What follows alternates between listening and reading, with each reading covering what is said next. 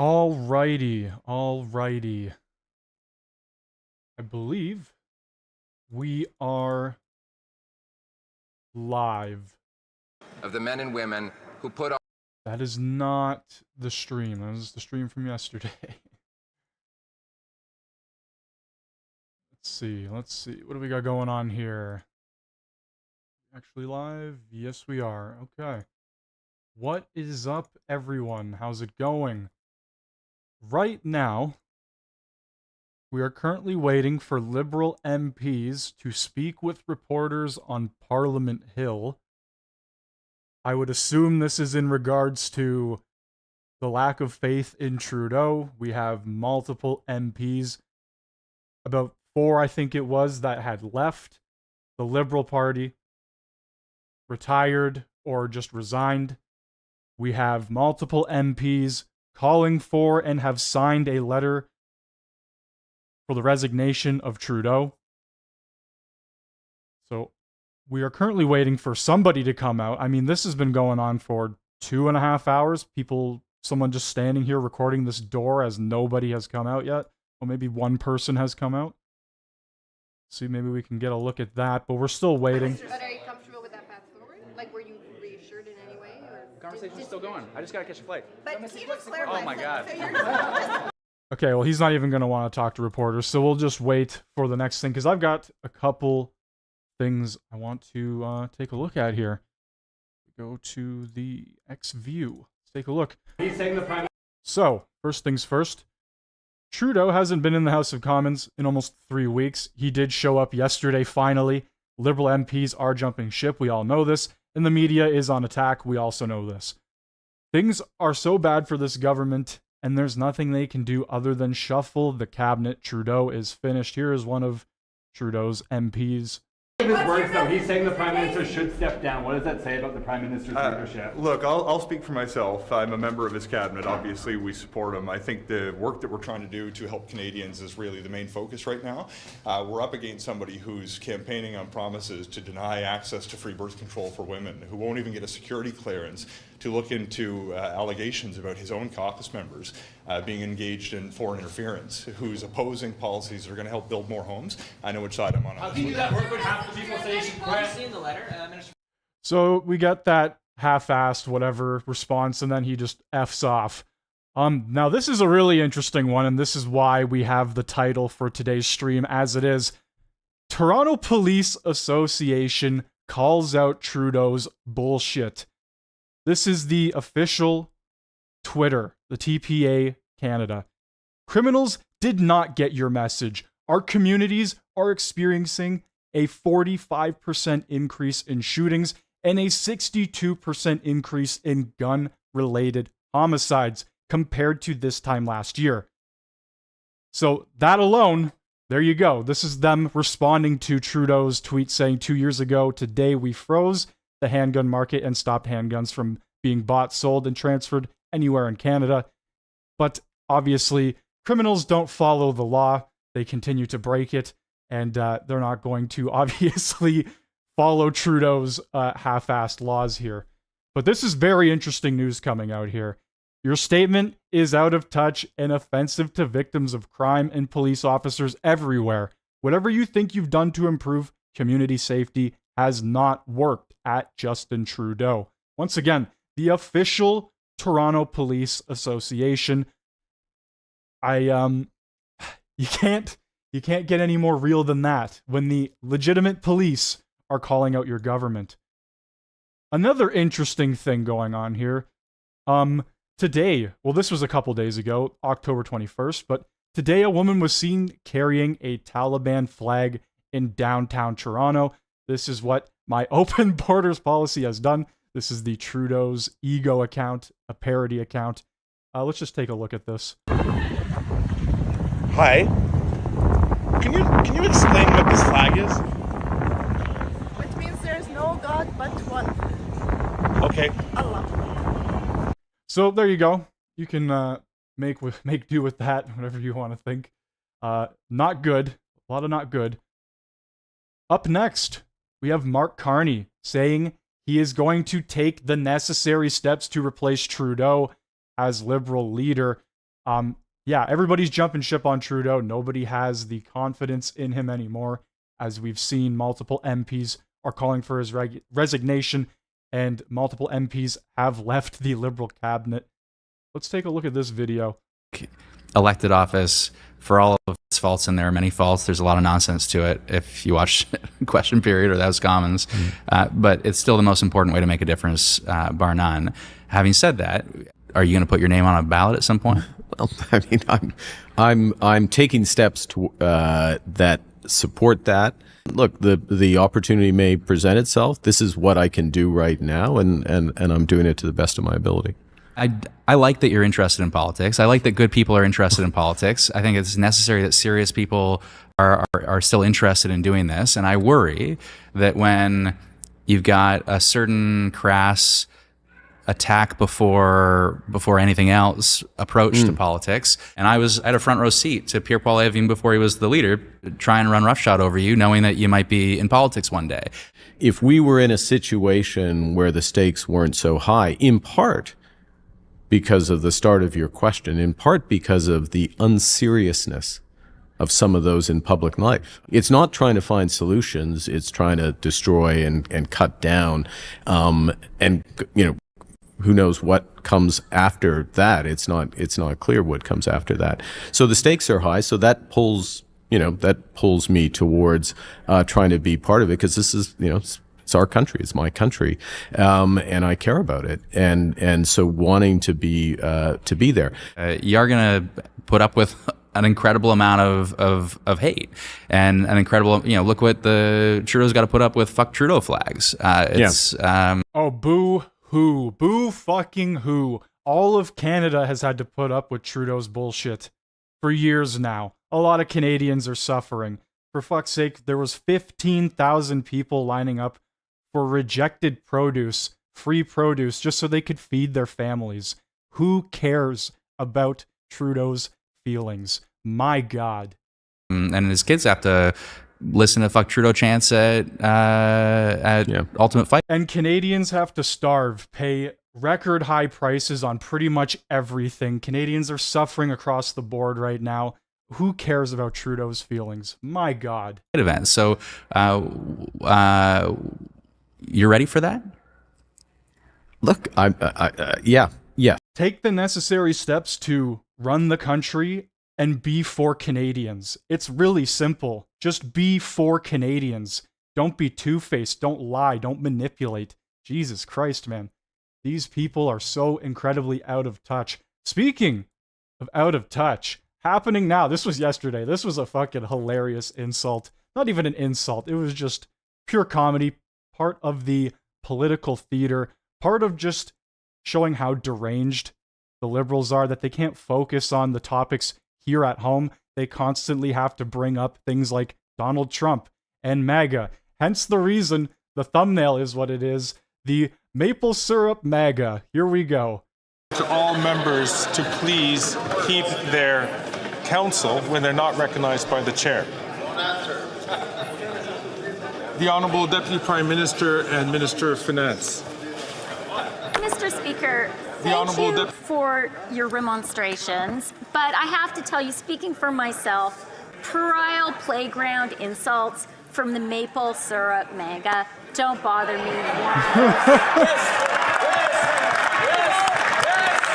And she thinks like that was the greatest insult of all time, but everybody has taken that phrase and has been running with it. You have all these AI generated photos of like beavers holding MAGA maple syrup and shit like that. This has backfired on her incredibly. Look how proud she is of herself. My God.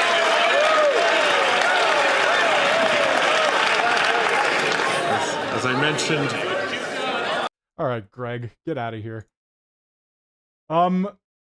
Yeah. Let's end with a funny meme, shall we? Days without embarrassing Canada, 0. Okay, let's get back to the CPAC, shall we? We are still waiting. Oh no, here we go. Here we go. The crocodile woman and the crocodile tears. Oh, nobody's asking anything from the reporters. Nothing. Just gonna let them all walk by. Not a single word. Girls, are you united behind the Prime Minister? We're united Oh, here we go. in defeating Polyev in next campaign. Oh, that was a bad response. That was a half-assed bad response.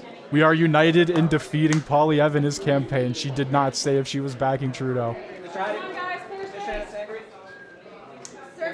please get an understanding of what happened in caucus. Why are there cops, though? I guess it's because it's Parliament Hill. I don't know. There's probably like 24/7 security there, if I had to guess. Oh. Uh-oh. Look at this guy. Look at him. What was that cut? Donc c'est fini, il y aura plus de rebelles, il y aura plus de lettres, il y aura plus rien. Il y a toujours des gens qui peuvent avoir des opinions et ces opinions sont transmises au sein du caucus. Mais aujourd'hui, ce que je vous dis, c'est que les gens sont unis derrière le fait qu'il faut battre Polyev. Ah, she's not even in English. Comment on va la faire, comment on va l'organiser. Mais on est tous unis. Oh wait, I gotta go back there. Trudeau walking down the aisle.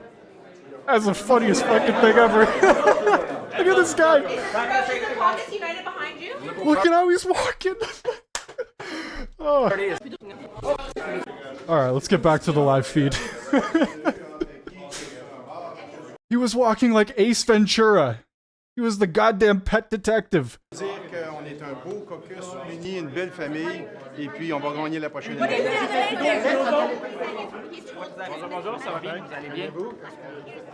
No, I'm saying that we as a party recognize that the real threat here is Pierre Poilievre, and that's what we're fighting for. That's why I came back. In your opinion, should Trudeau stay on as leader? Trudeau has made very clear that he feels he's the right choice, and he's good. But he appreciates more swinging those hits than a supermodel. being done across Canada. So I respect his decision, whatever that may be. What do you mean? What is being done? Reflecting on what is being done across Canada? What do you mean? Listen, we have recognized that times are improving. People had a rough road, and economic recovery is there. Social policies are put in place. A lot is threatened if Pierre Poilievre comes into play, and I think people need to understand that. We haven't done a good job of reflecting on what the alternatives can be, and I think that's the real choice. Can you clarify if you're leaving the caucus with the understanding that the Prime Minister is reflecting on its future, or if the decision I is am to stay? telling you that we as a party have to stay united, recognize that the real threat is Pierre Poilievre, and what is going to take place should he become the leader is also a problem. My question is your understanding that the Prime Minister is reflecting on his future, or that he's Prime Minister to stay? is the man who's in charge, and he'll make whatever decisions he feels right. Right now, he's deciding that his decision is to ensure that we beat Pierre Poilievre and he as a leader. That's what he's saying. Do you feel like Thank What you. the hell did you just say? less united than when you walked into that room? I think the caucus recognizes that we have to stay united, and that we can't fall prey to the fear-mongering. And listen, the other guys, they can smell blood, they can smell fear. We can't let that be the case, because we got to stand strong. The fear-mongering. Okay, let's look at some fear-mongering from the Toronto police themselves, shall we? Yeah, take a look at that. You guys can read that over. You'll see them. Well, people, because it's like in a family. What happens in caucus is like a family. You need to listen to each other. You need to make sure you Oh, is it the Chihuahua? the views of people. It is. But at the end, it's like a dinner table. At the end of the dinner, we all need to come out and relentless focus on serving Canadians and winning the next election. Mr. Speaker. Is it all resolved? Is it all resolved? There's stuff to sort out, but I think it was a great conversation. People were honest and weren't doing it as a whisper campaign. So I'm actually quite proud of my colleagues. Avez-vous l'impression que Justin Trudeau est là pour rester maintenant? Absolument. I'm on this. Kermit the Frog. Is it resolved, sir? Is it resolved? Yeah, that guy was like 3 feet tall. 3 feet tall on a good day. Jaime, where do things stand now with the Prime Minister? Ignored. Not a word to say. Where do things stand? That we're all united and standing in Poilievre's way. Ooh, these are some grim responses, I'm not gonna lie. Not a single person has said we are backing Trudeau or staying with him. Oh boy, this is his entire cabinet. Selma, how are you feeling about the caucus unity coming out of that meeting? like it was important to have important discussions, what we hear from constituents, and I think what was said in the caucus should stay in the caucus. Do you think that Mr. Trudeau should Ew. finish his job? What was said in the caucus should stay in the caucus. Even stronger. And we have shared all sorts of views, including with the Prime Minister, on things that we need to do even better. But what does that mean about where things are with his future? Is he staying on as leader? Is that decided, or is that still an open question? Well, he has already made clear his views on that. I think he will be even more clear as he speaks to you. But what is even more clear... Excellent. We had also the opportunity of speaking about the good news of the interest rates Can falling. you just clarify where things stand? Nope. How did it go? Great. Just great. Very much so. Caucus, on a la chance That guy's like, just get me the fuck out of here. I don't want to talk to anyone. C'est pour ça qu'on en ressort encore plus unis. Est-ce que M. Trudeau va être le chef durant la prochaine campagne électorale? M. Trudeau l'a déjà dit très clairement, et M. Trudeau a aussi indiqué très clairement qu'il y a des choses qui doivent s'améliorer. C'est normal, les députés sont dans certains cas nerveux, ils sentent toute la nervosité aussi des électeurs autour de l'alternative qui est M. Poilievre. Donc beaucoup de travail à faire. Ah, mais Monsieur je pense que Poilievre, ce matin a été vraiment excellent pour savoir quoi faire et quand le faire. Est-ce qu'on a réclamé un vote secret sur le chef de M. Trudeau? Est-ce qu'on a réclamé un vote secret? Vous savez qu'au caucus du Parti libéral, on fonctionne de manière très ouverte. Les gens se prononcent très ouvertement. Beaucoup d'entre eux l'ont fait ce matin. On en est très reconnaissant. Et ça va continuer comme ça. Vous dites des choses doivent changer. Quelles choses doivent changer? C'est-à-dire que je pense qu'on a pris pour acquis un peu trop jusqu'à maintenant que les gens allaient faire facilement le contraste entre les deux options principales des prochaines élections, l'option conservatrice et l'option libérale. On fait confiance à l'intelligence des gens, mais on voit toute la désinformation qui se passe là, au point de vue des élections inévitables qui vont arriver d'ici la prochaine année. Donc le travail de contraste et de pré-campagne, évidemment. That guy in the white suit there looks like he has not a single clue what is going on. He was just sent there to record and do nothing else. I guess it's a gray suit. I don't fucking know. Il y a toujours du travail à faire au sein du caucus. À toutes les semaines, on a des caucus importants. Les bullshit. C'est un peu plus long parce que le premier ministre a dit très clairement qu'il voulait entendre le point de vue de tous les députés qui voulaient se prononcer. On est quand même 160 députés. Alors, ça a été un défi. Ça va continuer ce brasse camarade? Je pense que ce qui est clair ce matin, c'est que le caucus est fort et uni, très diversifié. Hein, les gens entendent différentes choses à travers différentes parties du pays. Mais ça fait la force du Parti libéral. Vous dites Allez-y. OK. Vous dites que le Parti libéral, que M. Trudeau était voulait entendre tout le monde. Alors, est-ce que tous les insatisfaits ont parlé aujourd'hui? C'est quoi qu'il faut comprendre de ça? En fait, tout le monde a été invité à se prononcer. On est 160, donc c'est pas tout le monde qui a pu parler, mais tout le monde a pu être assuré que s'ils voulaient intervenir, ils pouvaient le faire. Dans certains cas, les gens n'ont pas voulu intervenir parce que leurs points de vue ont déjà été formulés par d'autres. C'est normal, mais la diversité des points de vue a contribué à une réunion du caucus très solide. Mais avez-vous été soufflé peut-être par la quantité de gens qui étaient L'insatisfaction, c'est l'insatisfaction des citoyens. Ce n'est pas l'insatisfaction par rapport aux politiques du gouvernement canadien, parce qu'il y a une très forte satisfaction par rapport à tout ce qu'on met en place pour aider les gens, par exemple, à joindre les deux bouts. C'est l'insatisfaction de où ils sont présentement dans la vie en 2024 avec l'inflation post-pandémique qui a fait, oui, mal à tous les pays, mais certainement aussi aux Québécois et aux Canadiens. Ma question, c'était de voir que ces gens qui étaient insatisfaits au micro, est-ce que vous avez été étonné d'en entendre peut-être beaucoup? Non, pas plus qu'à l'ordinaire. Je pense que les gens ont eu plus de temps pour le faire, évidemment, ce matin. Et c'était l'occasion de le faire aussi. Of course, he's the only one to actually answer questions, and he does it all in French. Vous souhaiteriez que M. Trudeau cède sa place? Je pense que... And she's gonna do it too. Continue, je pense qu'il y a d'autres questions. Oui, est-ce que... The reporters, man. These reporters are just like a swarm of angry locusts. En caucus ont été très importants.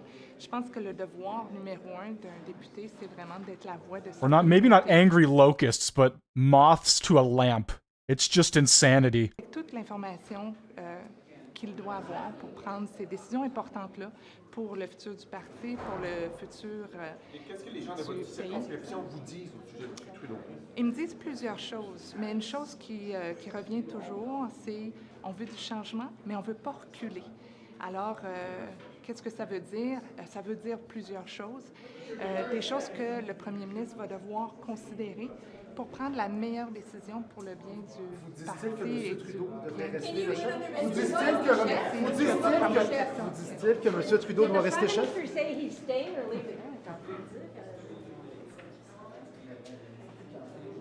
Wow, look at them all just huddled around, man.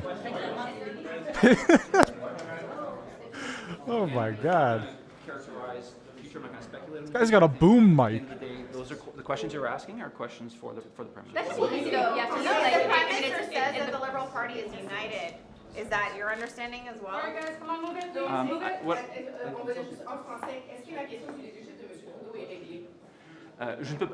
La décision du leadership, c'est la décision de Monsieur Trudeau. C'est lui qui est le chef. So it's the decision of the leader of the party as to whether he stays on as leader. So that is Mr. Trudeau's decision. So in terms of, en ce qui concerne ta question, c'est une question pour Monsieur Trudeau. Do you feel like you're part of a caucus that's united on the path forward? I think our caucus is united on a path forward to make sure we're addressing Gotcha, bitch. and stopping Pierre Poilievre. What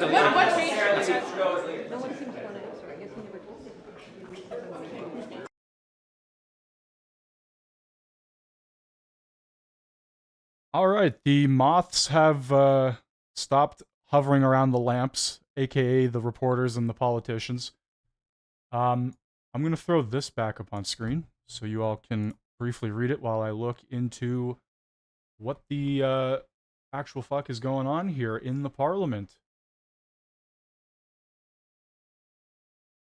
There appears to be more officials walking out and ignoring the reporters. That's basic stuff right there. To remain your leader for the next we actually get election. a translation. Mr. Trudeau has already indicated clearly that things have to improve. Members are nervous. That's normal. Voters are also nervous about Mr. Poilievre as well. There's a lot of work still needs to be done, but I think our discussion this morning was excellent. Will there be a secret vote on the future of Mr. Trudeau? Well, we work in a very open way. People are able to speak freely. Many people did that this morning. We're very grateful to them for that, and that'll continue. You said things need to change, but what exactly? I think we've taken things for granted. I think we've taken for granted that people would see the contrast between the Conservative option and the Liberal option. We trust people's intelligence, but we're seeing a lot of disinformation happening on the next election. So we have to continue to contrast our position with the Conservatives' position. We need to be stronger on the ground. We shouldn't take it for granted that people have the information they need to make the right choices in the next election. Well, there are discussions every week. Every caucus is important. This one was longer because the Prime Minister said clearly that he wanted to hear from all members who wish to speak. There are 160 of us.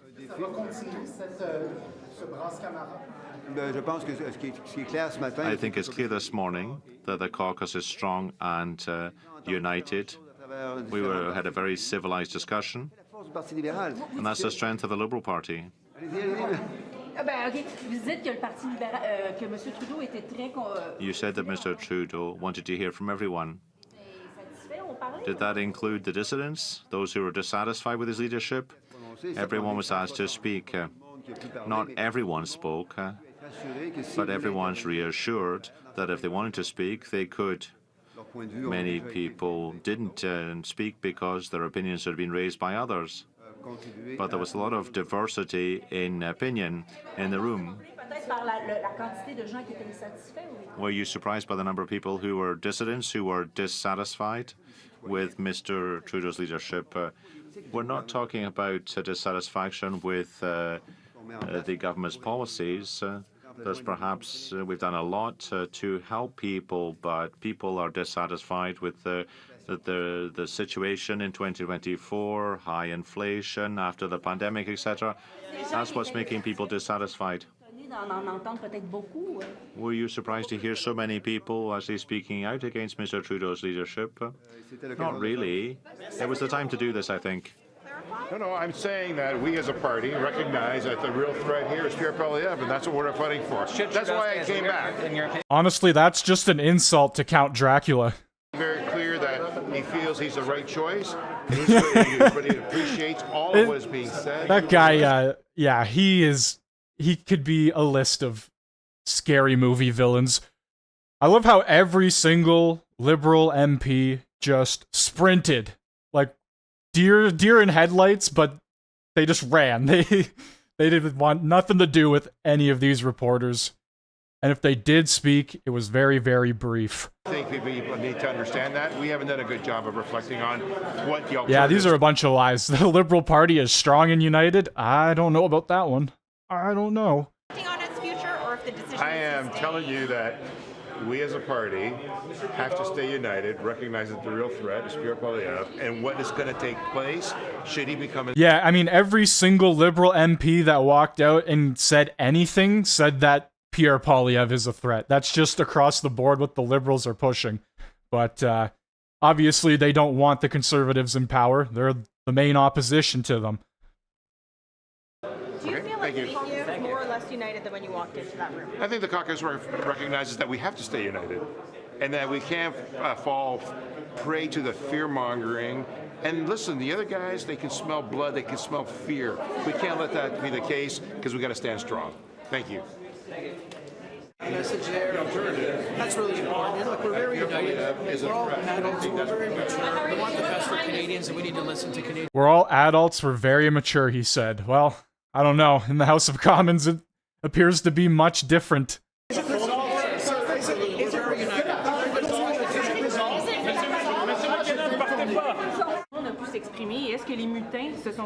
So what happened with the dissident MPs? Answer: like usual, we had a very good caucus. We had a time to talk, take the floor. We talked about the reduced inflation, all the good news from the Bank of Canada. And once more, we proved that we're a good family. How about the dissident? Will they stay within the party? Answer: we didn't have that type of discussion. We have the right to voice our disagreement, but I must say we're a big family, well united. Question: do you think that Trudeau should leave? Answer: I'm just going to keep on moving. There are the questions around. Do you think that Trudeau should leave? Answer: we had discussions today within our caucus. They were very important discussions. I think the first job of an MP is to represent its voters. He has to make the decision on his own, but he needs all of the information before deciding for the future of the political party. Trudeau's ego is too big. He's not going to step down. Comes back all the time. We want change, but we don't want to go back. What does it mean? It's up to interpretation. The Prime Minister will have to reflect on this and make the best decision for the party and the country. Which she's not going to do, but yeah, here we are. The questions you're asking are questions for the Prime Minister. That's easy. The Prime Minister says that the Liberal Party is united. Is that your understanding as well? Sorry guys, come on, move it.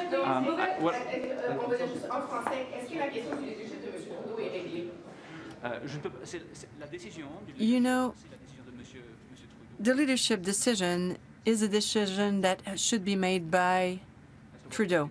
So that is Mr. Trudeau's decision. So in terms of, en ce qui concerne ta question, c'est une question pour Monsieur Trudeau. But what you have, your question has to be answered by Prime Minister. I think our caucus is united on a path forward to make sure we're addressing the needs of Canadians and stopping Pierre Poilievre. So then why did 4 MPs abandon ship, and why is there a bunch of MPs signing a letter of resignation? Very proud of this team. And then we're going to... There also seem to be a lot of Liberal MPs that aren't too interested in answering any questions and are more interested in running away from the caucus meeting. Behind Trudeau, I will not say what happened within the caucus. So what happened within the caucus? Good discussion. And what has happened? They keep saying it was such an important meeting. There were so many good things that happened. We discussed so many issues or whatever, but they failed to mention even one of them. They failed to mention anything they discussed. the last word there to Patty Hajdu, and of course we did hear from a number of ministers there. All right, so now we're pretty much just waiting for question period to begin. There appears to be, or there did appear to be a live MP speaks with reporters, but I guess that didn't happen.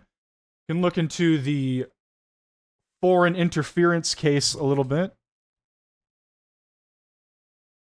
Question, and then I'll introduce those panelists. And the single question I have is the criminal law and criminal law process a sufficient, necessary, and appropriate way of deterring, detecting, and countering foreign interference?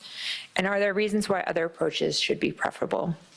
To answer this broad question, we're joined first by Mr. Bob Paulson, the former Commissioner of the Royal Canadian Mounted Police, Professor Robert Curry at Dalhousie University, Professor Alex Wilner, an Associate Professor at Carleton University, Professor Michael Nesbitt, an Associate Professor at the University of Calgary, and online we have Mr. Croft Michelson, who's the... As we are waiting, I'd also like to put this back up on screen. This is what the stream is labeled after, I should say, to start with his remarks. Thank you. Dear Commissioner, distinguished guests, fellow panelists, and colleagues, there are three distinct topics before us today: enforcement, prosecution, and deterrence. And I will focus my time on the last of these three processes, deterring foreign interference. Much of my scholarly research over the past 20 years has explored the ways in which classical deterrence theory, as first developed by political scientists during the Cold War, might be reimagined and reapplied against a range of contemporary security challenges. And so I illustrate how states might deter violent radicalization, transnational terrorism, and insurgency. I also assess deterrence in cyberspace and within the constructs of information warfare, and I explore how artificial intelligence might both undermine and augment military deterrence. And more recently, with a former PhD student of mine, Dr. Marshall Palmer, I've proposed a more expansive deterrence framework for application against foreign election interference. And so today I'd like to share my high-level thoughts on two aspects of deterring foreign interference. First, I will define the nature of and describe the prerequisites for deterrence in countering foreign interference. Oh, I know it's across the board in Canada that violence is up, but the Toronto Police Association actually had the balls to produce the facts and call him out on his shit, instead of just saying everything is fine and dandy, when it's quite obviously not. Domestic, geopolitical, and security contexts. Like, that tweet from the Toronto Police Association was a direct response to Trudeau saying how, however many years ago, they banned all handguns, etc., etc. So, it was pretty fucking ballsy response from the TPA. Meets our own objectives. It entails convincing another actor who remains able to behave in ways that are detrimental to us to willingly forego. Yeah, well, it's quite obvious the Toronto police are kind of done with the bullshit, right? When there's record high crime and the Prime Minister is sitting there saying the exact opposite. Like, the police deal with this shit on a daily basis.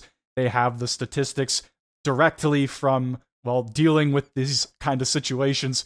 And everything should be on record and file for the police to have on deck if they ever need to. So, yeah, it's pretty ballsy on their part. Fucking pretty awesome. If deterrence is defined as convincing an adversary to forego an unwanted action, then in practice, deterrence rarely just happens on its own.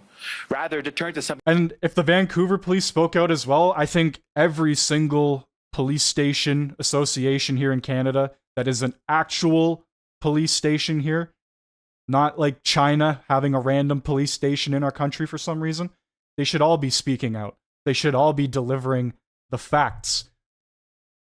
Consistently to refer to a larger framework in which Canada leverages a combination of threats and defenses in a way that convinces foreign actors who mean us harm not to pursue foreign interference and related activities.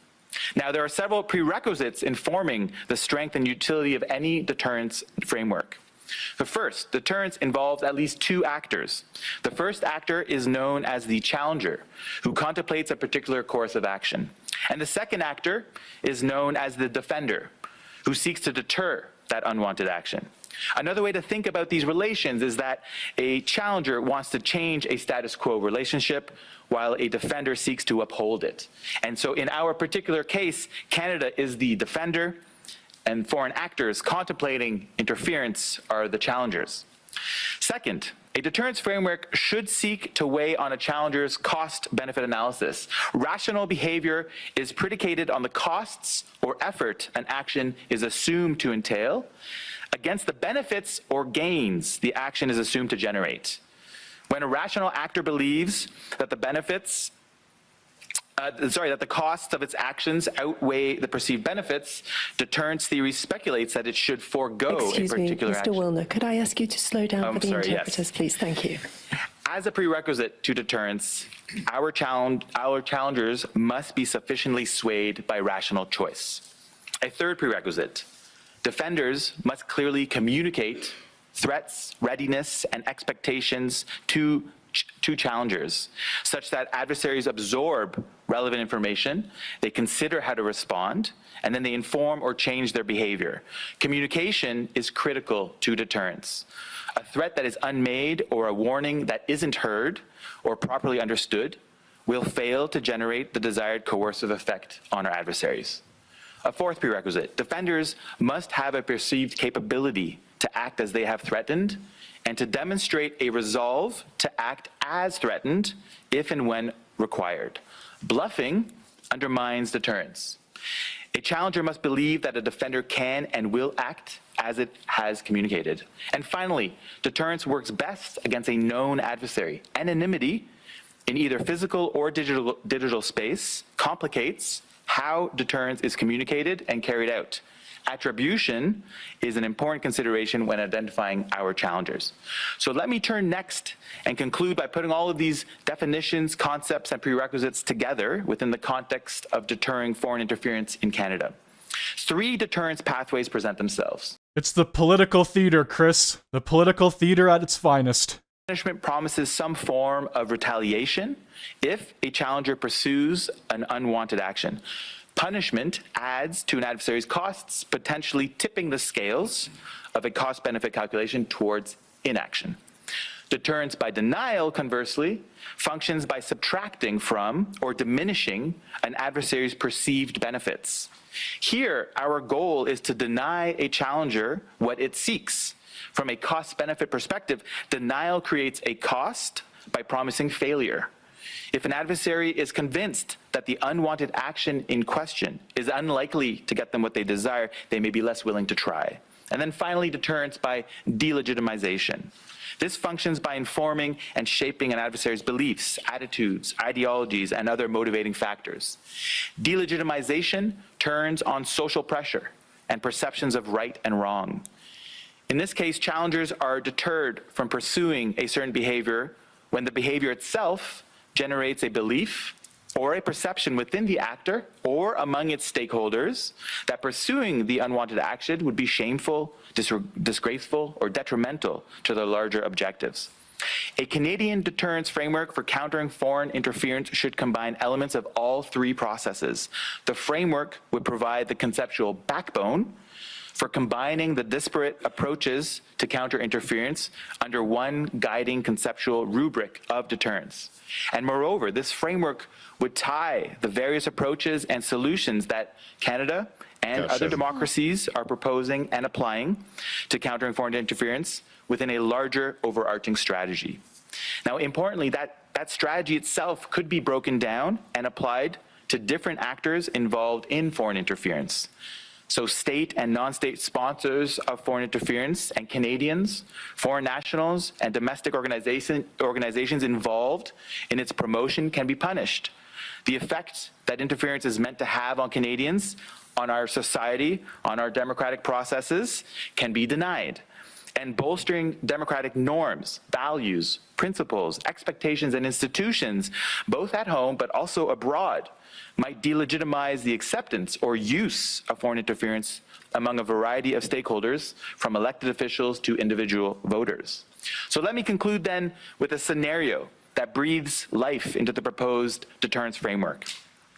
heavy and open investments in Canada's ability to successfully investigate, enforce, and criminally prosecute domestic and foreign individuals, organizations, and corporate entities promoting foreign interference in Canada would occur under public and journalistic scrutiny.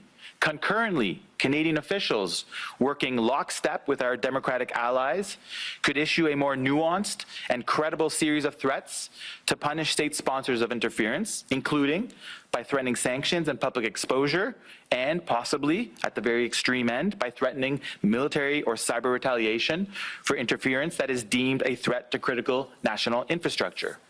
Elsewhere, applying a whole-of-society approach to countering interference would... No, sadly, there is no fast forward on the live. We are currently waiting for question period to start in roughly 10 minutes.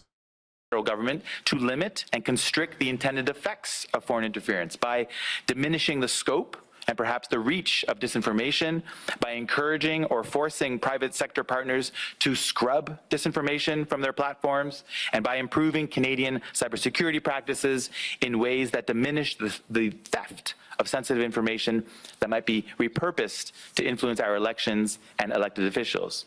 And by way of public and formal education campaigns, our society's ability to identify and ultimately ignore disinformation. Oh my god, this guy said this was a conclusion and he is still going on. Finally, clearly and repeatedly discrediting foreign interference domestically and internationally as a disgraceful form of behavior by championing democratic norms and institutions might, among and within certain societies, but also including our own. This guy says finally and then is going to go on for 10 more minutes. If interference is widely interpreted as shameful, would-be local politicians at all levels of government may become less inclined to accept, invite, or welcome foreign interference on their behalf. And doing so would be counter to what they believe is just and is expected of them. So in sum, criminal law is a necessary but not sufficient means of deterring foreign interference in Canada. Deterrence entails a complex interaction between different actors and processes that encourages a more nuanced understanding of our adversaries' cost-benefit calculations in deciding whether, when, and how to interfere in Canada. Crucially, deterrence theory helps by identifying the tools, the technology, the infrastructures, the processes needed to manipulate and shape our adversaries' calculus and preferences by weighing on and utilizing punishment, denial, and delegitimization together. Thank you. Thank you. Thank you, Professor Wilner. Mr. Paulson. Well, good afternoon, everyone. Commissioner, thanks for the opportunity to participate in the Commission's important work. I'm of the view that a properly resourced, charter-compliant, professionally aggressive criminal investigation leading to a timely and successful prosecution is an essential component of Canada's so-called all-of-society approach to foreign interference. That said, I think we need to recognize that hostile state actors are unlikely to stop their activities because we successfully arrest and prosecute their proxies or confederates. In short, we're not going to arrest our way out of this. We must, however, demonstrate competency and... Yeah, the word professor is a loosely used term now. Take it with a grain of salt when somebody says they're a professor. Participate in this criminal interference. Arrests, charges, and ultimately convictions, I believe, crystallize in the mind of Canadians the true nature of the threat that we face. And it's an opportunity to demonstrate what I think Canadians expect is some accountability for what they're hearing about. Professor from Gilligan's Island. For God's sakes, do something about this area. And they're all armed with a host of powers and authorities and enforcement options. CSC, CSIS, RCMP, Global Affairs, Elections Canada, the Commissioner of Elections, other government departments, and now a Commissioner of Foreign Interference and Transparency. Oh boy, let's take a look at this. This looks interesting, doesn't it? Is this the NDP? Oh boy. Holy shit, they're getting together for a group photo. My goodness. Is this every member of the NDP that has a seat? I know they don't have very many. There's got to be, well, Jagmeet's not here, so it can't be every single one, but... Oh, I know, this guy right here, in the back. Trust me, I know. Trust me, I know.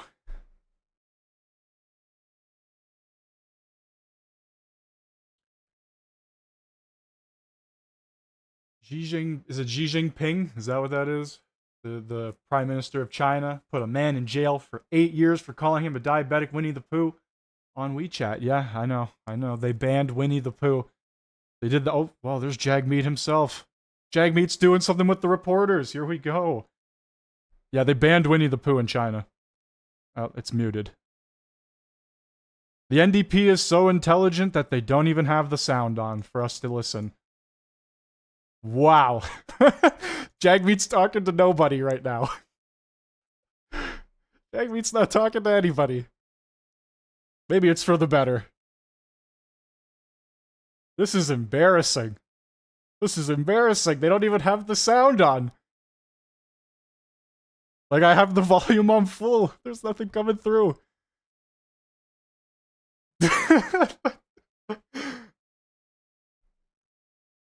They've run out of funding for their party, and they've run out of funding for good microphones, I guess, or hiring some sort of audio guy to check if things are working. Look at Jagmeet singing his sweet songs to nobody. Yep, clap it up here. I'll add some clapping effects for you guys. The Liberals are trying to fix oh, there we go. problems. We want to fix the housing crisis. We want to fix healthcare. And the Liberals are certainly not focused on taking on the threat of conservative cuts in Pierre Poilievre. They're not focused on that. And that's exactly what Pierre Poilievre will do. And what he wants to do, he wants to cut people's pensions. He wants to cut health care. He wants you to have to spend money out of pocket to get the care you need. Jagmeet cut the sound guy's pension. He cut his salary. What that means is people get less and they end up paying more. And we're seeing that again and again. So if you're watching what's going on right now with the Liberals, and it's making you feel cynical. If you're watching the Liberals right now and you're losing hope, don't give up. Don't lose hope. You can join us. New Democrats have shown that we can fight back and we can win. We can beat conservatives. So I want you to join us. A new Democrat government is one that's focused on people.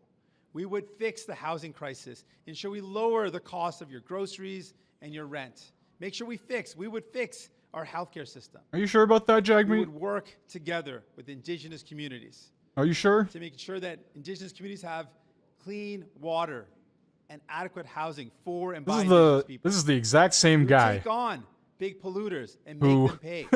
Threw all of Canada under the bus for a pension. One of hope and relief, fighting for you. This is the same guy who said country before party, but threw all of Canada under the bus for a pension. Thank you. I'll do that in French, and then I look forward to your questions. Le pays que j'adore, c'est un pays où on prend soin les uns des autres, où on prend soin de nos voisins. Je crois profondément, tout mon équipe, on croit profondément que tout le monde doit avoir... I mean, realistically, how much longer will the NDP be around as a party? Like, they're bankrupt. However many millions of dollars. Jagmeet's tried to fight Poilievre. He's tried to fight random Canadian reporters or citizens or whoever was outside on Parliament Hill. I don't feel like there's much confidence in this party. Probably a lot less than Trudeau and the Liberals. And the Liberals are jumping ship right now. Problèmes dans la vie des gens, les libéraux à ce moment s'occupent de leurs propres problèmes. Justin Trudeau est trop occupé, plus occupé à son emploi. Moi, je veux... I have no idea what he's saying. He's just repeating what he did in English and French. All right, let's see if question period is on its way. 4 minutes. The countdown. The final countdown. If you guys are new here, make sure you hit that like button. Hit that sub button. Notification bell if you want to. I know nobody really wants to listen to Jagmeet, but we're waiting for question period, so we've got really nothing else going on here. Et c'est exactement ce que Pierre Poilievre veut faire. Elle veut couper vos pensions. Elle veut couper dans les soins de santé. Elle veut couper dans toutes les choses que vous avez besoin. Elle veut couper pour les gens, pour donner aux riches PDG.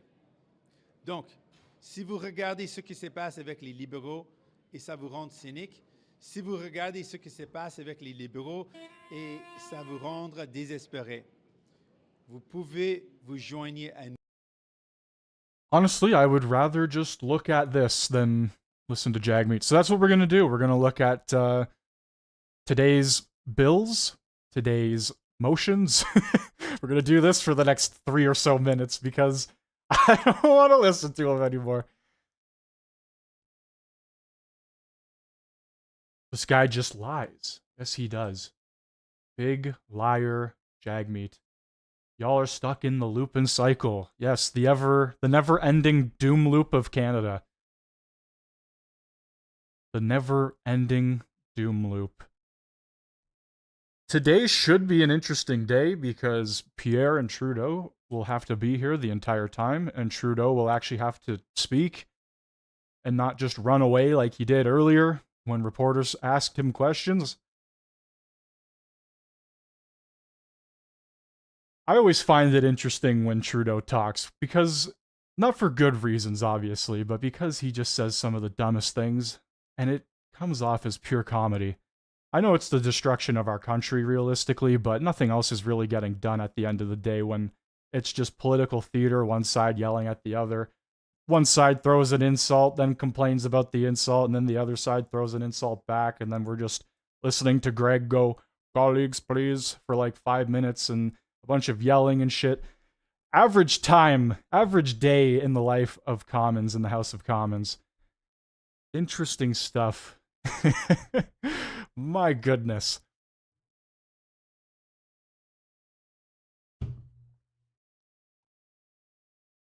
Get so mad at the libs, you vote the cons. Get so mad at the cons, you vote the libs.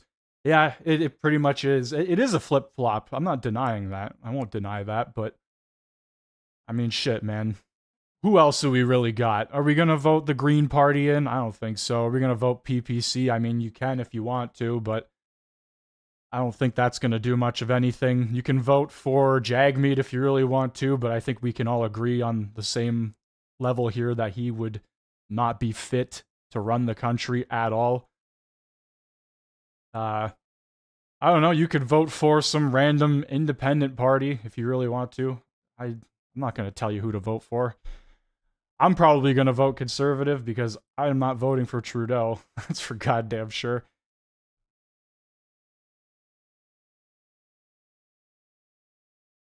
House of Common criminal.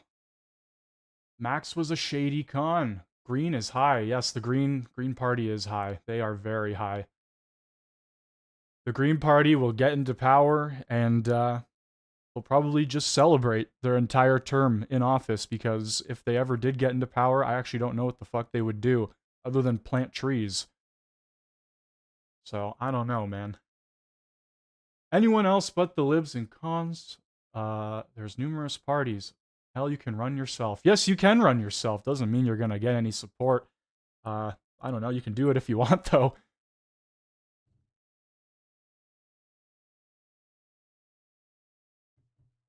Vote for my dog. He is real. Yeah, we can all vote for your dog. If he believes what he is saying, stop backing the Liberals. Stand on his own words. He believes what he is saying, stop backing. Oh, are you talking about Trudeau? Is that what we're going on here? I don't even know. Is question period gonna start? What are we doing here? What are we doing here?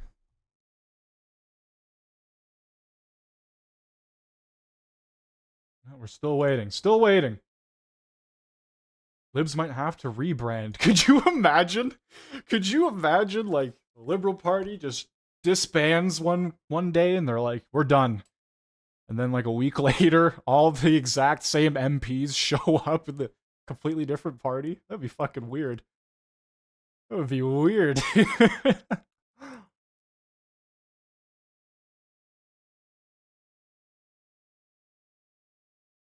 It'd be like a team rebrand, moving from one province to the other. It'd be like the Bloc moving to, I don't know, Vancouver or something. I don't fucking know. The Bloc would never do that, obviously, but it'd be funny.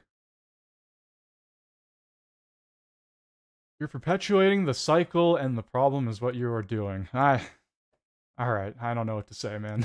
I don't have any response to that, because there's clearly nothing else we could really do. Unless you want to, like, I don't know, I can't say what I want to say, but there's some things you can do. They're against the law, though. You get arrested real quick. Just saying. That's why you vote. That's why you vote for whoever you want to. You have the right to vote. A lot of people actually don't vote. And I think that's more of a problem than anything. There's a lot of people in this country that would rather just bitch and complain about whatever power gets into office and not vote at all. They would rather sit there and just watch everything unfold than, I guess, participate in the unfolding. But hey, that's completely up to you. If you want to vote or not, I don't fucking care. I think you should vote. It is your right to vote. It is us as citizens that are the judges, realistically, of who should be in power. I think the government has too much power. We have allowed the government to have too much power. But that's why we have the right to vote. You go out there, you choose whoever you want on the ballot. And, yeah, whether the elections are what they say they are is a completely different thing. We can get into that a different time, but yeah. Here we are. Why the fuck is question period not started yet? What's going on here?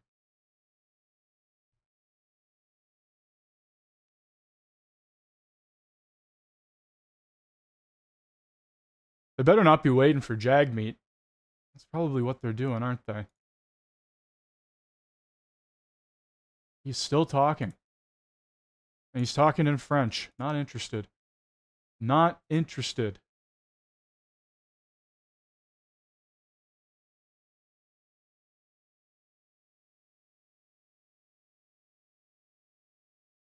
Too big to rig, but not many choices. I agree, people should vote. Some people don't believe we have democracy. And if we could try to fix that. Oh, here we go. I don't know, man. There's a lot of people that are, I guess you could say, black-pilled, where they just think, like, nothing will ever get better. And, I don't know, I was kind of in that boat for a bit where I just, like, you know, you just kind of feel like nothing in any facet of life or the government or your country can ever improve or get better. I think that's just a terrible way to go about your life if you're constantly, like, I don't know, fucking emo or whatever about it. Oh, look at it. It's Beetlejuice. Corrupt Beetlejuice in the flesh. But yeah, I don't know, man. It's up to you how you want to think, who you want to vote for. I think it's more important to vote at the end of the day. Just simply go out and vote for somebody. Even if you vote for yourself, write your own name on the ballot. I don't care. Go out and do it. It's your right. You should go out and vote. All right, let's see what Greg's saying. Never mind. The House of Commons is muted. Lovely.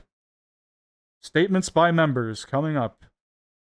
Never mind, I had the fucking stream muted. I'm an idiot. People account for just 5% of the population.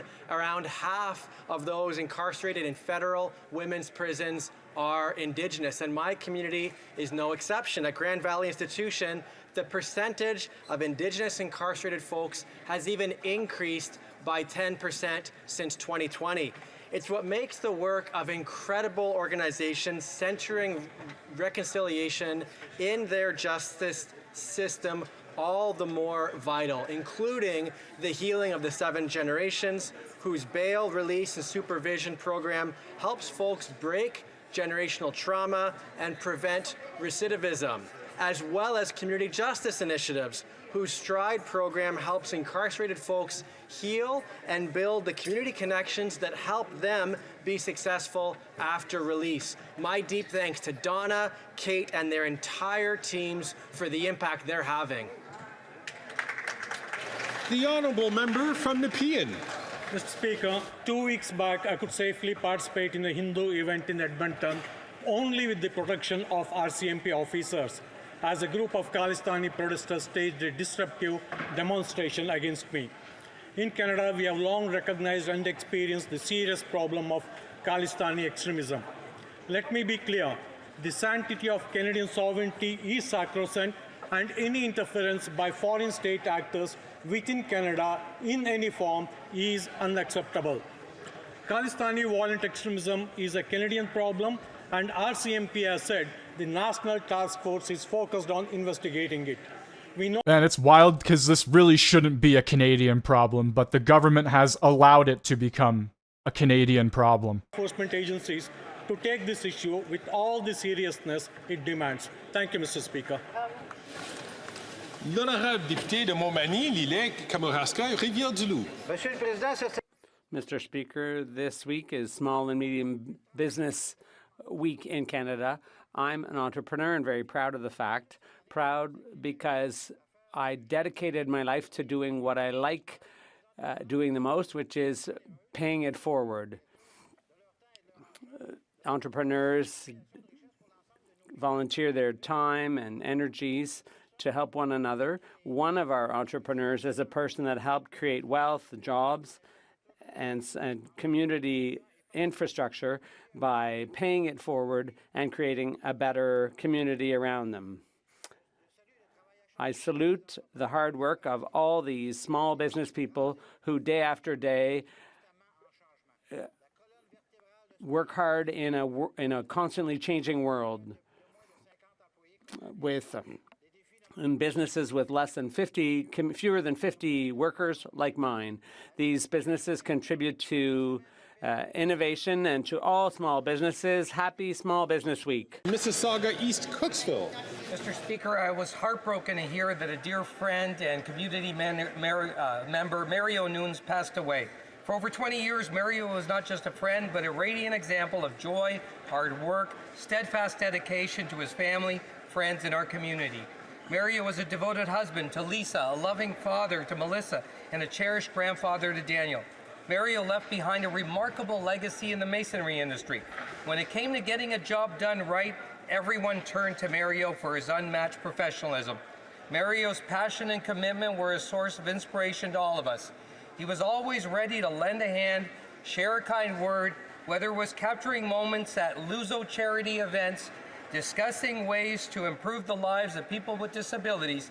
Mario's spirit will forever remain in the hearts that he touched, and he will profoundly be missed. Rest in peace, my dear friend. Thank you. L'honorable député de Lac-Saint-Jean. The honourable member for Lac-Saint-Jean. Mr. Speaker, on this day, October 23rd, a leading figure in regional agriculture is stepping down from his post. After 8 years as president of the UPA in Saguenay-Lac-Saint-Jean, Mario Théberge, a dairy and grain farmer from Normandin, well known and respected by his peers, will leave his place to the next generation who are already ready to follow in his footsteps. Involved in farm unionism for over 30 years, Mario Théberge was elected regional president of the UPA in 2016. The time has come for him to go on his way and pass the torch. One thing's for sure, Mario will be remembered as a team player, a farmer who was deeply involved in his community, always ready to take on a challenge, a president who gave us confidence in the agricultural future of our beautiful region. It's with great pride and a sense of duty accomplished as he bids farewell to his colleagues and hands over the keys to the tractor today. Mario, good luck in your future endeavors, and we look forward to seeing you soon. But above all, thank you for everything. L'honorable député de... The honourable member for Saint-Léonard Saint-Michel. Mr. Speaker, I was honoured to attend the historic inauguration of Amazon Web Services' brand new Espace Voir Grand at the La Salle Centre in Saint-Michel. This space, which is a first in Canada and a world first in a French-speaking community, will provide our students, teachers, and community members unparalleled access to educational resources related to science, technology, engineering, the arts, and math. Amazon Web Services, and Le Centre Lassalien, new opportunities through this space will act as an incubator of innovation and will help create researchers and inventors of tomorrow. I'm extremely proud that Canada's very first Espace Voir Grand is opening its doors in my riding of Saint-Léonard-Saint-Michel, and I can't wait to see all that will be accomplished there. The honourable member from Renfrew, Nipissing, Pembroke. Mr. Speaker, I rise today to recognize the extraordinary achievement of Canadian Para-Olympian Joanne Wong, who proudly brought home a bronze medal from the 2024 Paris Paralympics. As a dedicated and resilient athlete, Joanne has become a symbol of strength and perseverance, both on and off the court. Joanne has inspired countless Canadians with her determination and dedication to sitting volleyball. Last Sunday, she was awarded the key to the city of Pembroke. Her remarkable achievement is not just a testament to her personal drive, but also a shining example of the power of sportsmanship. Joanne's victory in Paris is a victory for all Canadians who believe in pushing boundaries and celebrating excellence. We congratulate her for representing our country with such distinction and thank her for inspiring a new generation of athletes. Please join me in celebrating Joanne Wong and her teammates' accomplishments. Thank you. Joanne. The honourable member for Ottawa-Vanier. Thank you, Mr. Speaker. It's with deep sadness that I rise today to pay tribute to Ethel Cote, who passed away on October 16th after a battle with cancer. Her family paid tribute to her, saying that her unwavering commitment to training, listening, supporting, and above all, inspiring everyone she met left an indelible mark on the lives she touched. A pioneer of the social economy and innovation, she founded many organizations, including Mécènes, and contributed to the training and development of nearly 1,000 community organizations. Founding CEO of La Nouvelle Scène and associate professor at the University of French Ontario, she was recognized for her cooperative and innovative approach and her commitment to a more just and caring society. Designated a UN champion of women's economic empowerment in 2015, she was also awarded the Order of Canada, the Order of Ontario, and the Order of the Pléiade, and a Sapphire Award in 2015. A beloved mother and grandmother, she leaves a huge void in the Franco-Ontarian community and far beyond. My sincere condolences to her family and loved ones. Thank you, Mr. Speaker. L'honorable député d'Outremont. The honourable member for Outremont. This morning, the Bank of Canada cut interest rates by 50 basis points. Hear, hear. Bringing interest rates down to just 3.75%, Mr. Speaker. That's good news for hardworking Canadians. It's going to help families who need to renew their mortgage. It's going to help young people wanting to go out and buy their first home. It's going to give some breathing room to folks who have debts and loans to repay, making things just a bit easier for them. Lower interest rates. Is this chick insane? For businesses of all sizes, whether they have loans or they don't. And I must say, during Small Business Week, no less, it's great news for our small businesses. Now, I'm not saying that everything is perfect here. I know there are Canadians struggling with affordability. Global economic instability forces at play, but I also know that there is no better place to be than Canada right now. That's right. No better place than Canada, and today things were made just a little bit easier and a little bit better for the good folks living here. Hear, hear. We caused record high everything, and then when we drop it by a few percent, we stand here and pat ourselves on the back. Yay! Like, that's the Liberals in a nutshell right now. Costs are up, crime is up. And, like, the Conservatives are just slogan city. Like, 3 months of the exact same slogan. You think you could come up with something new? Please. In the past 2 weeks alone, this one offender has been charged with theft 6 times.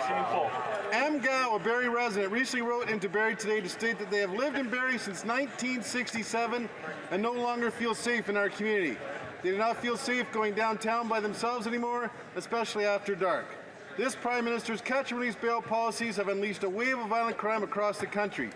This Prime Minister boasts about banning the hunting rifles of law-abiding Canadians instead of targeting the gangsters and gun smugglers that are terrorizing our streets. The Toronto Police Association recently fact-checked the Prime Minister and pointed out that shootings are up 45% and gun-related homicides are up 62% in Toronto. Canadians deserve a common-sense Conservative government that will stop the crime and bring home safe streets. The honourable member from Brampton North. Today I stand before you with a profound sense of urgency and concern regarding the alarming revelations about foreign interference in our country.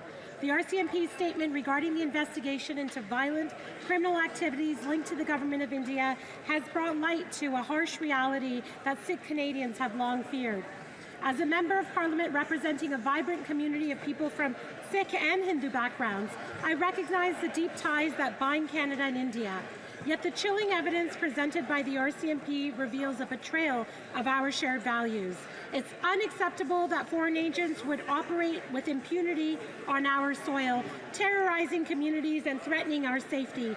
We have seen extortion, arson, threats, and even loss of life, instilling fear in the South Asian community with the particular targeting of Sikh Canadians. And who's to blame for that, Ruby? Who's to blame for that, Miss Brampton North? Regardless of their beliefs or heritage. Our government has taken significant steps to confront these threats, but we must also stand united as a community, Sikhs and Hindus alike. We cannot allow fear to divide us. We must support one another and advocate for justice, accountability, and the protection of our rights. The honourable member from Niagara Falls. Speaker, after 9 years of this NDP Liberal coalition, taxes are up, costs are up, crime is up, and time is up. Speaker, you have ruled this government has violated a House order to turn over evidence to the RCMP into their latest $400 million green slush fund scandal. The NDP Liberal government's refusal to respect your ruling has paralyzed Parliament, pushing aside all other work to address the doubling of housing costs, food inflation, and the crime and chaos that we see in our streets due to their policies. While Liberal appointees at the SDTC were enriching themselves and their companies with nearly $400 million of Canadians' hard-earned tax dollars, 1 in 7 people in my community of Niagara Falls were visiting our food bank, Project Share, simply to get by. Will the NDP Liberals end their cover-up and provide the order documents to the police so Canadians can have the accountability they so rightly deserve? Hear, hear. The honourable member from Kenora.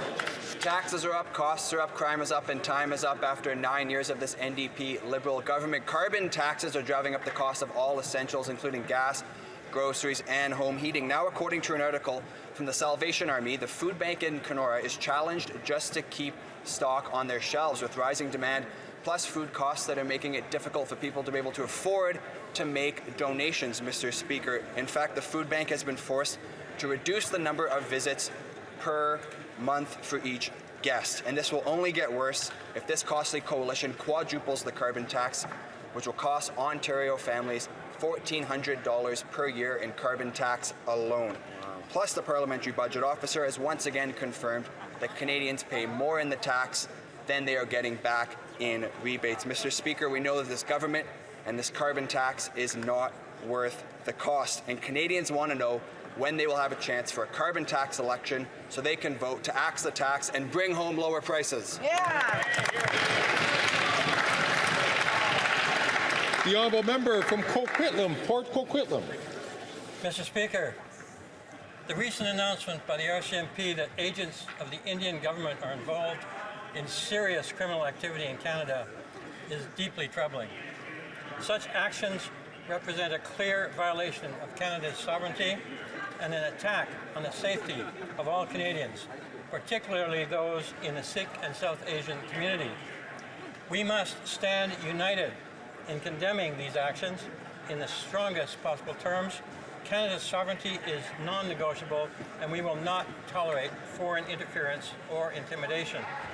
I would like to thank the RCMP and all law enforcement agencies for their tireless efforts in uncovering these serious threats and taking decisive action to protect our communities. The safety of all Canadians, regardless of their heritage or political beliefs, must always be protected. Thank you, Mr. Speaker. The honourable member from Nanaimo Ladysmith. Mr. Speaker, unhoused women, girls, and gender diverse people who are unhoused are invisible in our country. Being without a home or being precariously housed can look different for women. Many find temporary shelter in their cars or on a friend's couch. To make matters worse, as the cost of living increases, more people are left out in the cold. To help, we need vital, person-centered wraparound services and housing. And Nanaimo Ladysmith Island Crisis Care Society provides these vital supports. I'm so grateful for the incredible work they do, but they cannot do it alone. Life-saving supports are needed. Instead, we've seen federal cuts. The Reaching Home program was slashed a devastating 60% in Nanaimo this year. Many in our communities are doing all they can, but they need support. It is time to see the necessary federal investment and leadership now. Thank you, Mr. Hear, hear. Hear, hear. The Honourable Member for Drummond. Mr. Speaker, I'd like to offer the Bloc Québécois' full solidarity to Marwa Rizki, member of the National Assembly for Saint-Laurent. Ms. Rizki has had to seek police protection for her family. She's been the target of threats since she brought to light the Islamic excesses at Bedford School and the mistreatment of children. In particular, she's been targeted by Adil Sharkawi, an imam who would already be facing charges for previous hate speech were it not for the religious exception that is still in the criminal code. This House must understand there are consequences to letting people like him continue to spread their hate far and wide. We strongly condemn any intimidation of Ms. Rizki, as we do of all elected officials.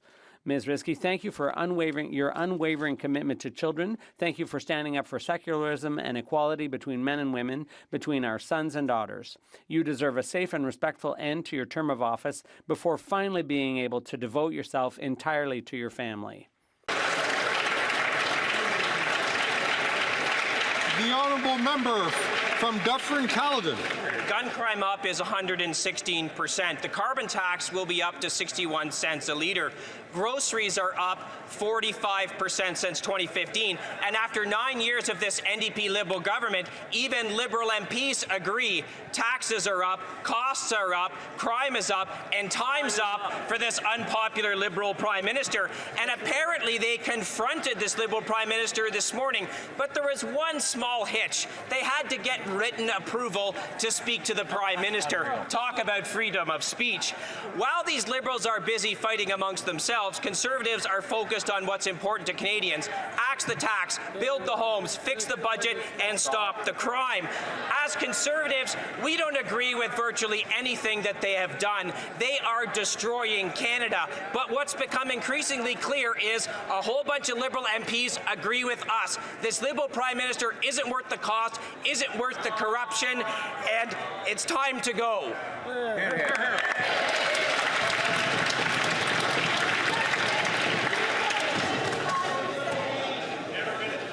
The Honourable Member from Mississauga East. Sorry. My apologies. Brampton East. Thank you, Mr. Speaker. 4 out of the 5 leaders represented in this very chamber have either received their security clearance or are in the process of receiving their security clearance. There's only one party leader in this chamber that chooses to close his eyes and remain oblivious to foreign interference and continues to refuse to get a security clearance, and that is the leader of the Conservative Party of Canada. The Conservative leader across the way is hiding something. The question is, what is he hiding, and what exactly is stopping him from getting his clearance at a time when we are facing serious foreign interference in communities across Canada? Yesterday, a motion was presented in this House that calls for all party leaders to take necessary actions to protect Canadians from foreign interference, calls for all federal party leaders to get their appropriate security clearance in the next 30 days. And guess what, Mr. Speaker? Conservative members said no to this. When will the leader of the Conservative Party of Canada wake up, get his clearance, and start standing with Canadians against foreign interference?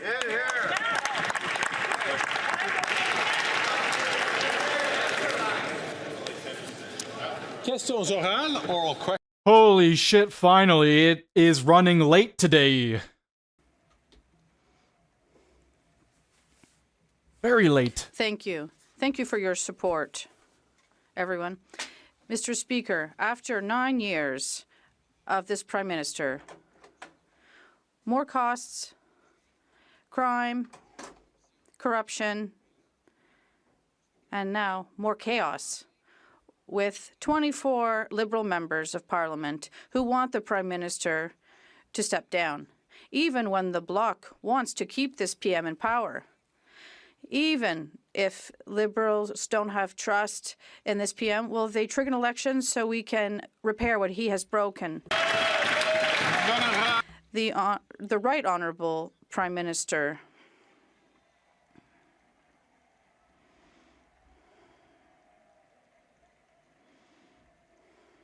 Holy. Look at this. Mr. Speaker. There's a lot of lying Liberals there. A lot the of Liberal liars. Team, just like the Liberal government. What the hell is that? What the hell is that? Oh, Greg's starting off early, already loving his job. Colleagues. The Right Honourable Prime Minister. I want to thank all members of this House for their rousing show of confidence. I have to say, the Liberal Party, as is the Liberal government, totally united on holding the Conservative Party to account for the fact that they want to cut programs, cut services, cut initiatives that will help Canadians grow the economy, keep inflation down, and make sure there's a strong, prosperous future for all Canadians. That's what we're focused on. While Conservatives focus on petty politics, we'll stay focused on delivering for Canadians. Oh boy. The Honourable Leader of the Opposition. That was a question in French, by the way, Mr. Speaker. 24 Liberal members recognize that this Prime Minister is not worth the cost, the crime, the corruption, and now the chaos. Finally, today, they needed to muzzle half of these members at the caucus, forcing some of them to go to the bathroom to send text messages to the journalists telling them what's going on at the caucus.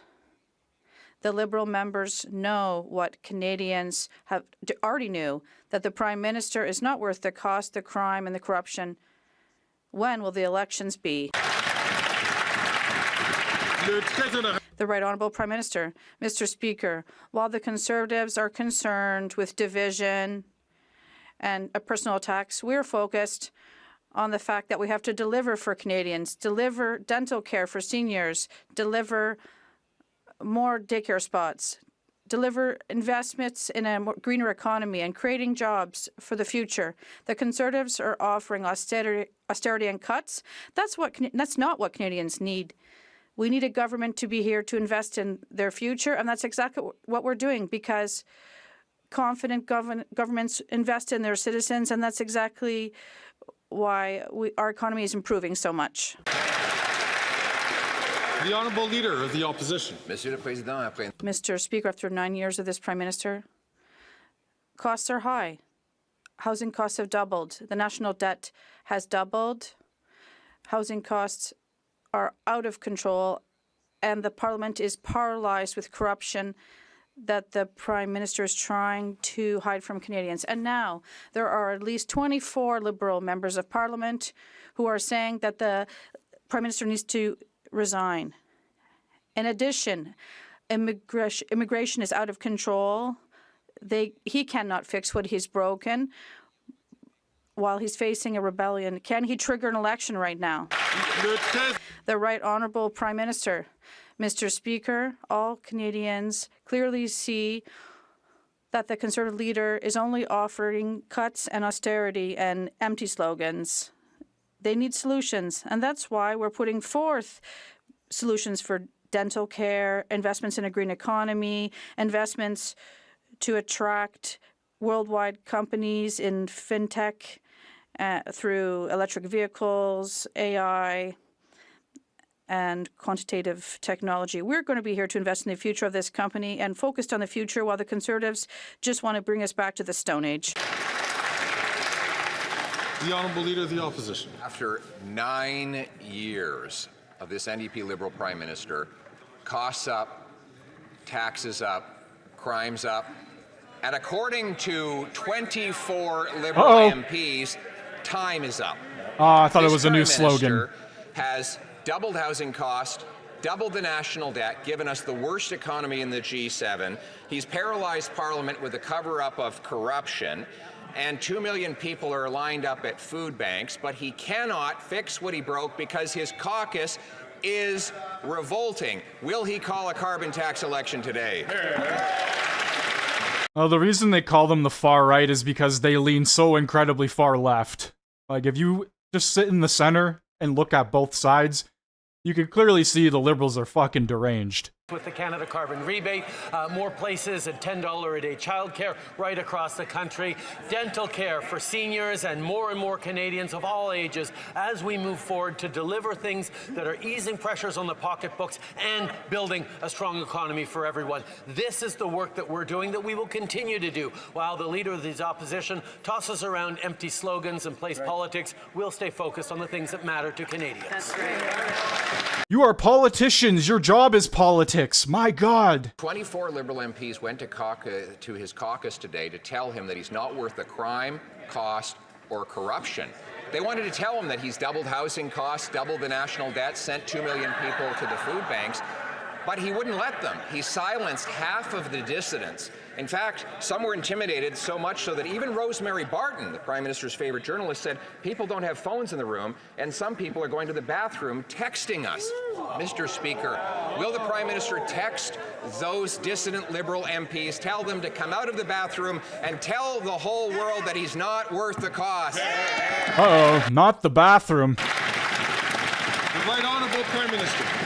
Speaker, in our caucus, people have always been free to speak their mind and have different perspectives. Uh-oh. What's interesting, Mr. Speaker, is nobody in the Conservative caucus seems to have spoken out when one of their members got an all-expenses-paid trip to an extreme anti-abortion church in Florida. Okay, Trudeau, you can't go on talking about all-inclusive paid-for trips on the other side. That's the pot calling the kettle black, all right? We need to take a step back here. And nobody spoke up and is continuing to speak up when their leader refuses to get a security clearance so he can deal with foreign interference.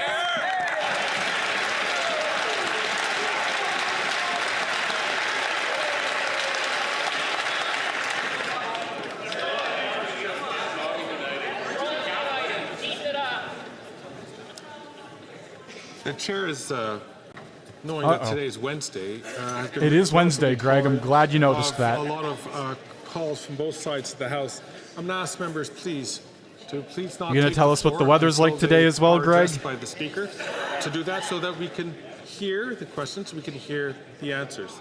The Honourable Member for Belleuil-Chambly.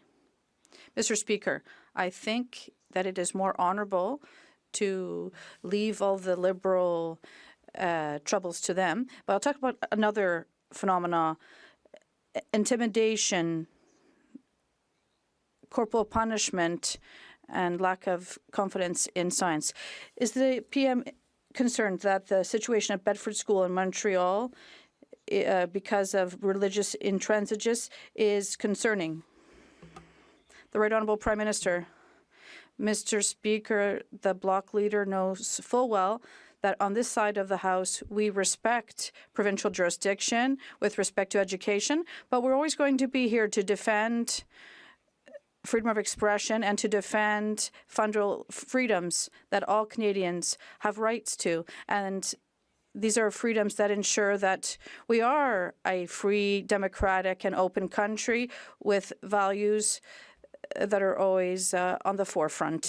The Honourable Member for Belleuil-Chambly.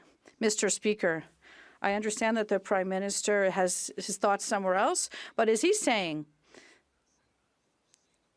that forced religious education in a school and corporal punishment are freedom of expression of professors?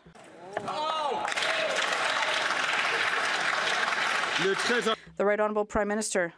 No, Mr. Speaker, that's not at all what I've said. I have underscored that administration of schools is under provincial jurisdiction, and we expect the province to take care of its jurisdiction, but we're always going to defend fundamental freedoms of all Canadians, and that includes children who have a right to be educated in a way that reflects our values as Canadians and Quebecers. The Honourable Uh-oh. Member from Burnaby Jagmeet. South.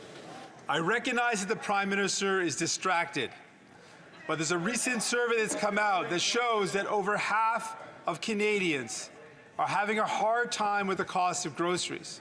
Now, too many in this chamber are more worried about themselves than kids going to really, sleep hungry Jagmeet? in our country.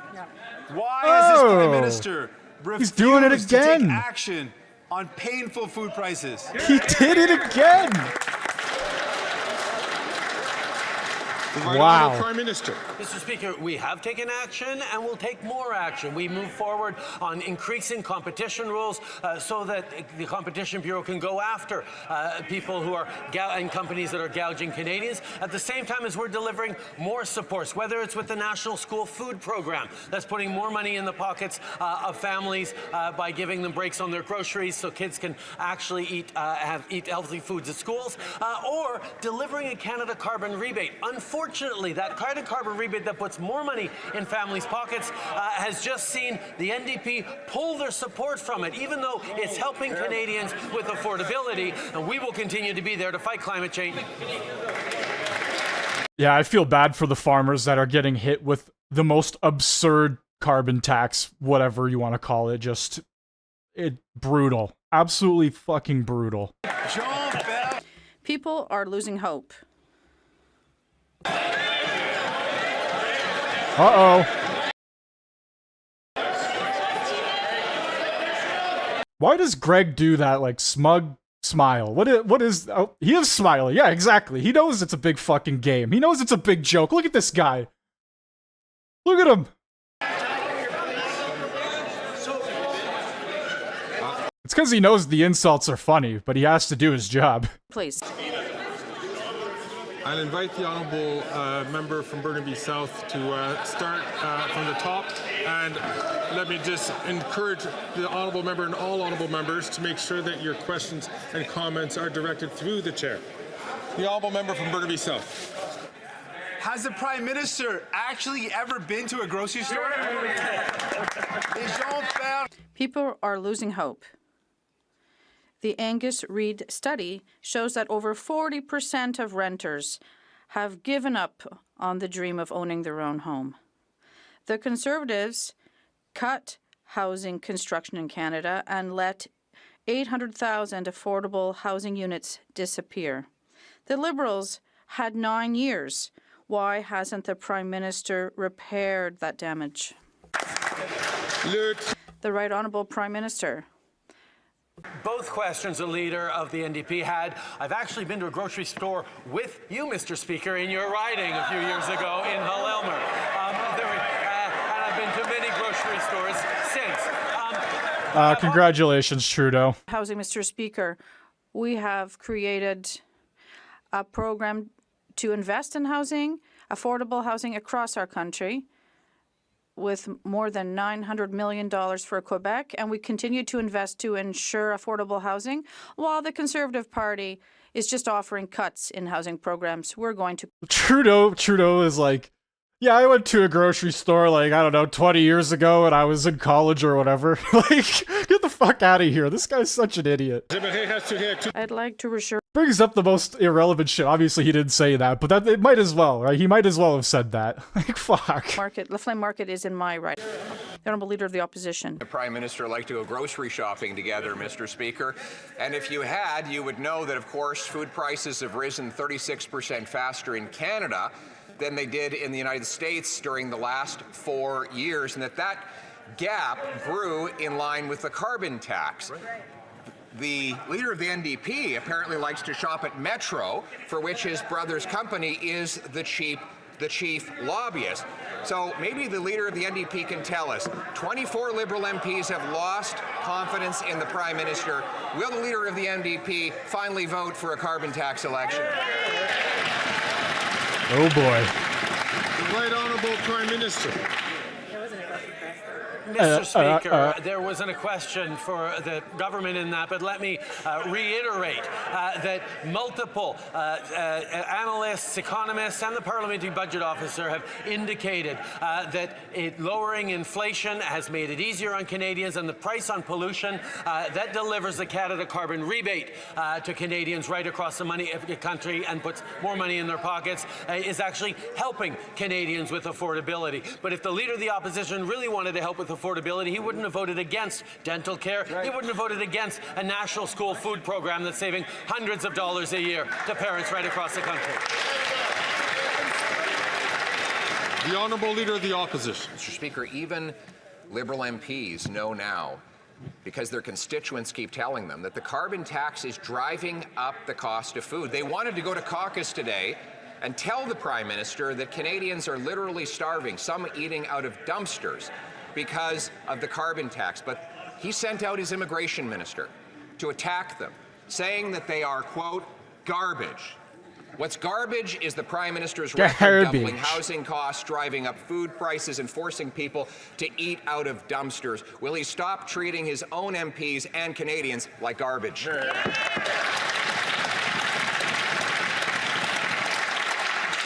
The Right Honourable Prime Minister. I think the Leader of the Conservative Party shouldn't be bragging that none of his MPs have asked him to get a security clearance so that he can actually protect his party from... Here we go with the security clearance again.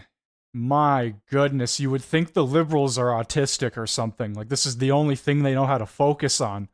Abortion church is just fine for all of their MPs, and that, quite frankly, none of them have any issue with a member on their front bench dining with a neo-Nazi. Mr. Speaker, I would hope some of his members in his caucus would speak up about some of the problems.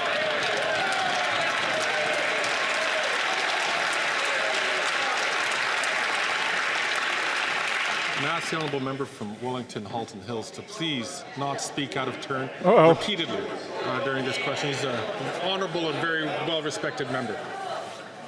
The Honourable Leader of the Opposition. Mr. Speaker, the Prime Minister, who has a lifelong record of racist outbursts, is now coming unglued on the floor of the House of Commons.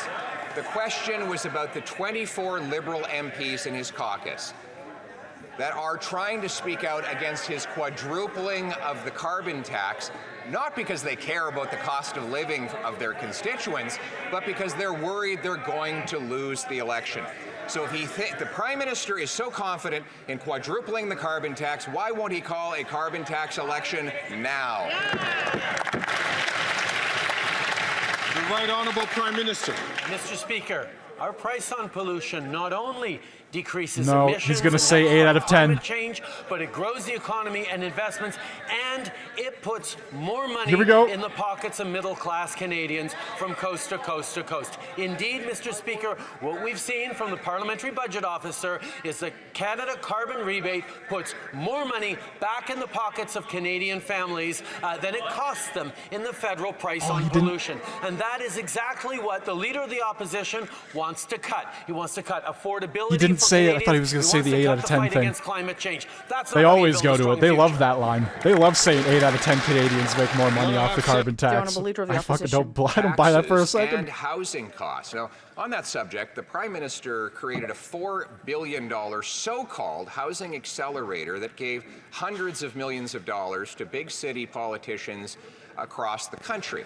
Toronto got the money. Yeah, kids are getting scurvy in school, and they're feeding them Bannock. Got the money. Construction went down 15%. Vancouver got the money. Construction went down 19%. Ottawa got the money. Construction went down 10%.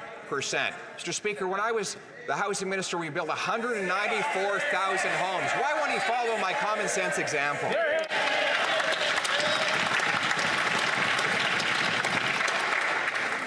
The Right Honourable Prime Minister. The member opposite was Stephen Harper's failed housing minister. He built 6 affordable housing units across across the country. So we'll take no lessons from them on housing. They would rather pick fights rather than invest in the kinds of changes that are improving density and zoning, using public lands, accelerating red tape so that people can get more affordable housing built quicker right across the country. It takes actions and investments to build up this country. That's exactly what we're doing in responsible ways. All he's offering is fights with the provinces and municipalities and cuts to services Canadians rely on. The Honourable Leader of the Opposition. Mr. Speaker, he just accidentally told the truth.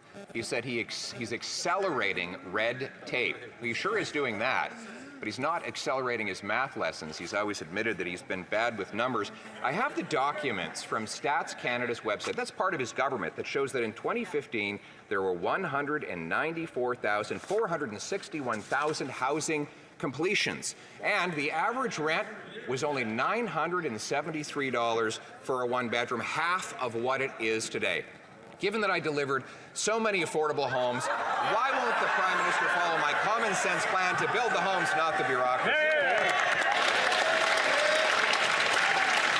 The Right Honourable Prime Minister. Mr. Speaker, it says something about the level of confidence the previous Prime Minister had in that member when Stephen Harper used to say the federal government has no responsibility around housing and then asks him to be their housing minister. That's perhaps why he delivered only 6 affordable homes over the course of their years in government. The reality is, Mr. Speaker, the Chihuahua stands up to clap. Densification, in cutting red tape, in creating more housing starts right across the country, working with municipalities and provinces to solve this housing crisis, while all he offers is cuts and breaks to wealthy landlords. The Honourable Leader of the Opposition. Mr. Speaker, it is this Liberal Prime Minister that said a year ago that the federal government has no responsibility for housing. Right. Of course, he said that after he had completed the doubling of housing costs. And then, speaking of housing ministers, he went on to point the guy who had lost track of 1 million people coming into the country, who had allowed a 300% increase in population growth against the warnings about housing from his own department. Tomorrow, the Prime Minister plans to reverse and swallow himself whole on immigration. Will he complete the job by firing his housing minister? The Right Honourable Prime Minister. Mr. Speaker, we've continued to step up and invest in housing by working with provinces and municipalities right across the country, because of course we know that actions of previous governments of Conservative and Liberal stripes underinvested for many years in housing, which is why we're in the situation we're in, a situation not dissimilar to many advanced democracies around the world. That is exactly why we've stepped up to put money on the table for municipalities as they change their densification rules and zoning laws to accelerate the process of building housing and continue to solve this housing crisis that Canadians are facing from coast to coast to coast. That's right. The Honourable Member for Belley-Chambly. Sorry, I thought we had one other before me.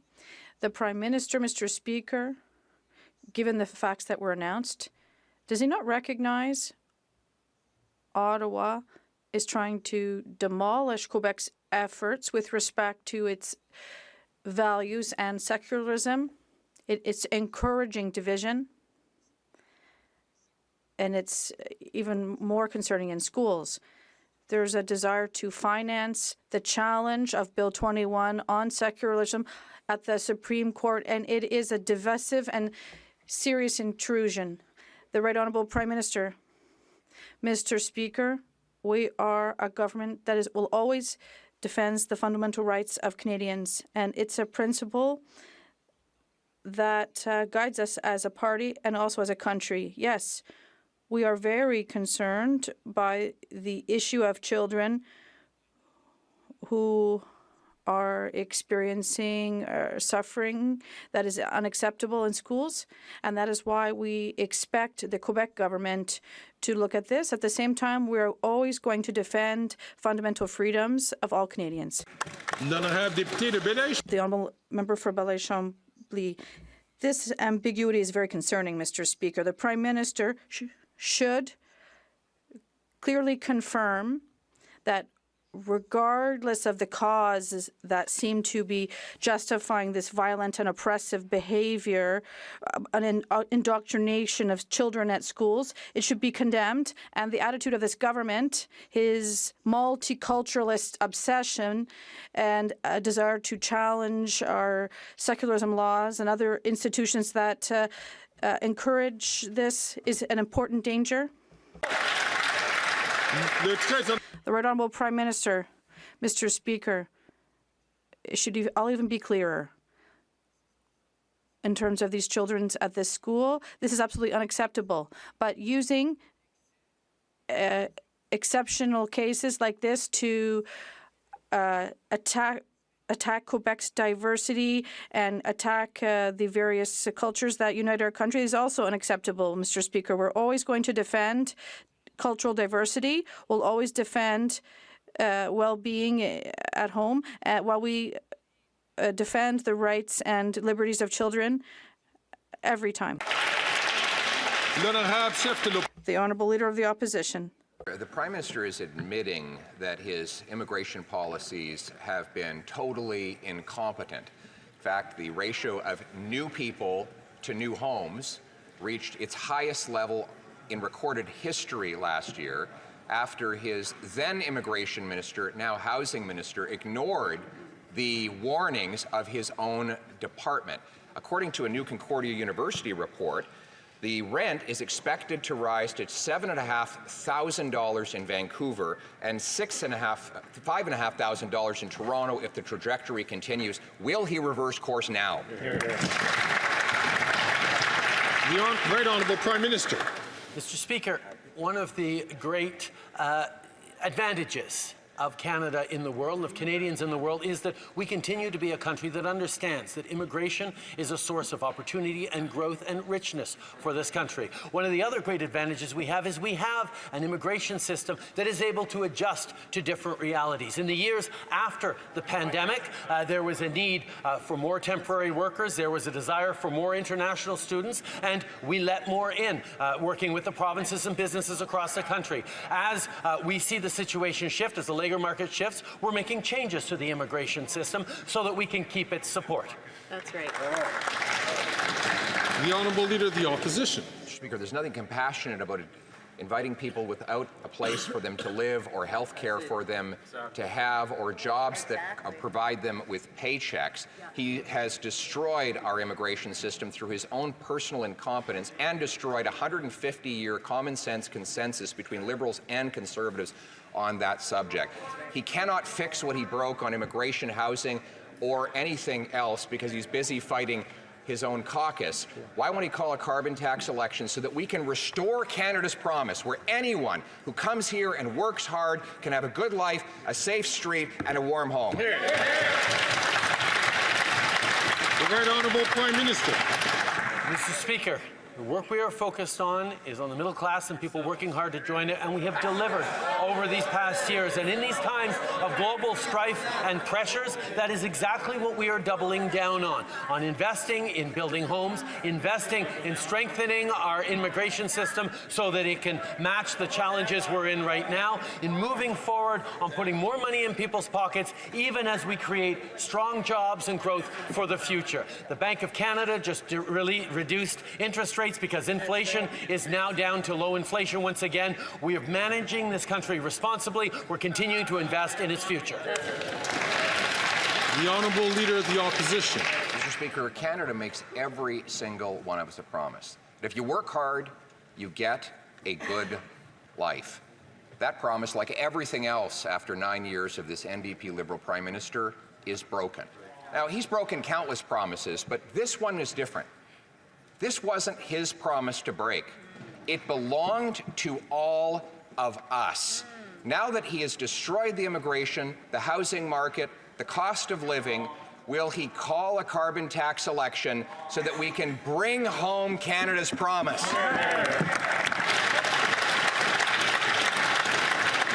The Right Honourable Prime Minister. Once again, Mr. Speaker, we see the Leader of the Opposition pushing a brokenist vision of Canada that is simply not aligned with the reality. Yes, Canadians are struggling like people are all around the world after years of high inflation and disrupted supply chains and global conflicts has weighed heavily on everyone around the world. But Canadians continue to see opportunities. Canadians continue to see investments by a government that believes in them, whether it's investing in green jobs of the future or investing in programs and supports like dental and childcare that make a difference that the Conservatives continue to vote against. That's right.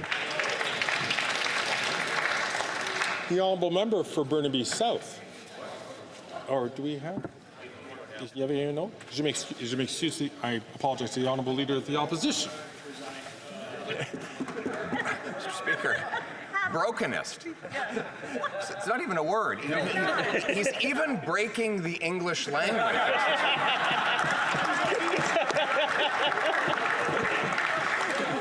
Oh my goodness. So he broke the housing market by doubling the costs. He broke the cost of food by jacking up the carbon tax and increasing prices 36% faster than in the United States. He's broken our immigration system. He's breaking the bank with his doubling of the debt. Even his own caucus members think that everything is broken. Why don't we have a carbon tax election to decide? The Very Honourable Prime Minister. While the Leader of the Opposition is focused on exploiting the struggles of Canadians that are very real, he's not offering a single solution to support them. He's offering to take away the Canada carbon rebate that is putting more money in their pockets and fighting climate change successfully while it grows the economy. He's offering to cancel the dental care program that has helped close to 1 million Canadians already access dental care. He's planning on canceling the child care that has brought child care costs down to $10 a day in so many parts of the country and created spaces everywhere. He stands against the programs and supports for Canadians, while at the same time he says Canada's broken. That's right. The honourable member from Burnaby South. The global community is shocked. This week, Israeli Minister Ben-Gvir called for Gaza to be emptied of Palestinians. He also called for expanding illegal settlements in Gaza. In fact, his colleague, Minister Smotrich, said that starving civilians is justified. Shameful. Enough is enough. What will it take for the Prime Minister to impose severe sanctions on Netanyahu and his extremist ministers? Yahoo! The Right Honourable Prime Minister. Mr. Speaker, the violence in the Middle East needs to end. It cannot continue to see civilians killed, innocents wiped out, communities destroyed. We need to make sure there is a ceasefire in Gaza and in Lebanon. We need to see the path once again towards a two-state solution where a peaceful Israel lives alongside a peaceful Palestinian state. That is Canada's position. That continues to be what we fight for every single day, to bring a global consensus together, to protect lives, to get humanitarian aid. Yeah, I'm sorry, Trudeau, but talking here in this political theater is doing a whole lot of fuck all to stop what is going on over there. And, yeah, we got a lot of things going on here that I really think we should be focusing on. That was That's an just me, though. answer, and the Prime Minister needs to sanction Ben-Gvir and Netanyahu. Mr. Speaker, 650,000 Albertans don't have a family doctor. In Edmonton, hospital wards are 155% overstocked. But instead of addressing this crisis, Danielle Smith and the Alberta Conservatives are going to Uberize the problem. So enough is enough. Can you tell us, when will Albertans be able to deserve the health care? When will this government finally stand up for public health care in this country? I just want to say quickly, I appreciate y'all for being here. The conversations have been pretty solid today, so keep it up. Let's keep it going. We have weakened our public health care system, and that is why we are continuing to demand investments in public health care, investments that will create more family doctors, that will reduce wait times. We've put money on the table for provinces willing to step up and actually deliver clear data and results to Canadians. We're going to continue to defend Canada's public health care system from those conservative ideologues and premiers and politicians who want to weaken our healthcare system and not deliver for Canadians. That's right. L'honorable député de London West. Mr. Speaker, my constituents have been working hard to pay their bills as global inflation has driven up the cost of living. The Conservative Party hates it when Canada is actually succeeding, and they continue to gaslight Canadians into thinking that our country is broken. Even though our government has been providing relief to Canadians through dental care, $10 a day child care, free diabetes medication, and much more. Can the Prime Minister update all Canadians today's good news and set the record straight? The Right Honourable Prime Minister. Mr. Speaker, I thank the member for London West for her question and for her hard work. Today, the Bank of Canada announced a big cut to interest rates by half a point, bringing interest rates down to 3.75%. Canada was the first G7 country to cut rates and is now the first to do so for a fourth time. All the Conservative leader has is his little performances because he knows that our responsible economic plan is working. Right. L'honorable chef de l'opposition. Après 9 ans de ce Premier ministre. After 9 years of this Liberal government, the cost of housing in Quebec has skyrocketed. In the Saguenay-Lac-Saint-Jean region, the cost of a house has gone up by 76%. In Trois-Rivières, the cost has gone up by $190,000. And in Drummondville, the cost has gone up by $204,000. That's an increase of 124%. Meanwhile, what has the Prime Minister done? He has broken our system. He has printed billions and billions of dollars, and he's preventing new constructions. Will he do something about these policies? The Right Honourable Prime Minister. Mr. Speaker, the Conservative leader is using these challenges that are facing Quebecers and all Canadians to feed his own political career, but he's not offering any solution to the problem. That's why we have invested $900 million with the Government of Quebec to speed up housing construction. We will continue to work with municipalities and the province of Quebec to ensure that there is more housing, rentals, homes, affordable housing. We will continue to work hard while he picks fights with the mayors of Quebec City and Montreal. The Honourable Leader of the Opposition.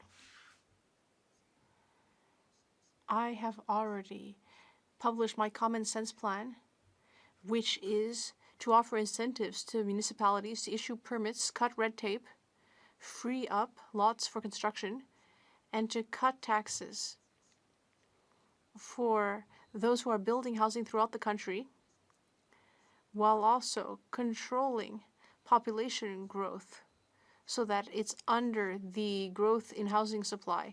That is my common sense plan. Will the Prime Minister let Quebecers choose that common sense plan with an election? The Honourable Prime Minister, we all know that the Leader of the Opposition doesn't care about expert opinion, and it's pretty obvious why. All housing and economic experts have looked at his plan and have said very openly that it is gobbledygook. There is nothing in his plan that will do anything about the housing crisis. Once again, he has just offered empty slogans, not real solutions. Quebecers, like all Canadians, deserve a government that will continue to invest in housing, to invest in their future, instead of simply offering cuts and austerity, which is all that the Conservative leader knows. The Honourable Leader of the Opposition. Well, the real experts here are people who build housing. Quebec's Builders Association have stated that my plan is the best to get housing built. It will encourage construction. It will encourage municipalities to cut red tape. And on the other hand, we see the results of 9 years of this Liberal government, where the cost of housing has gone up more sharply than in any other G7 country. And it's the second worst in the 36 OECD countries.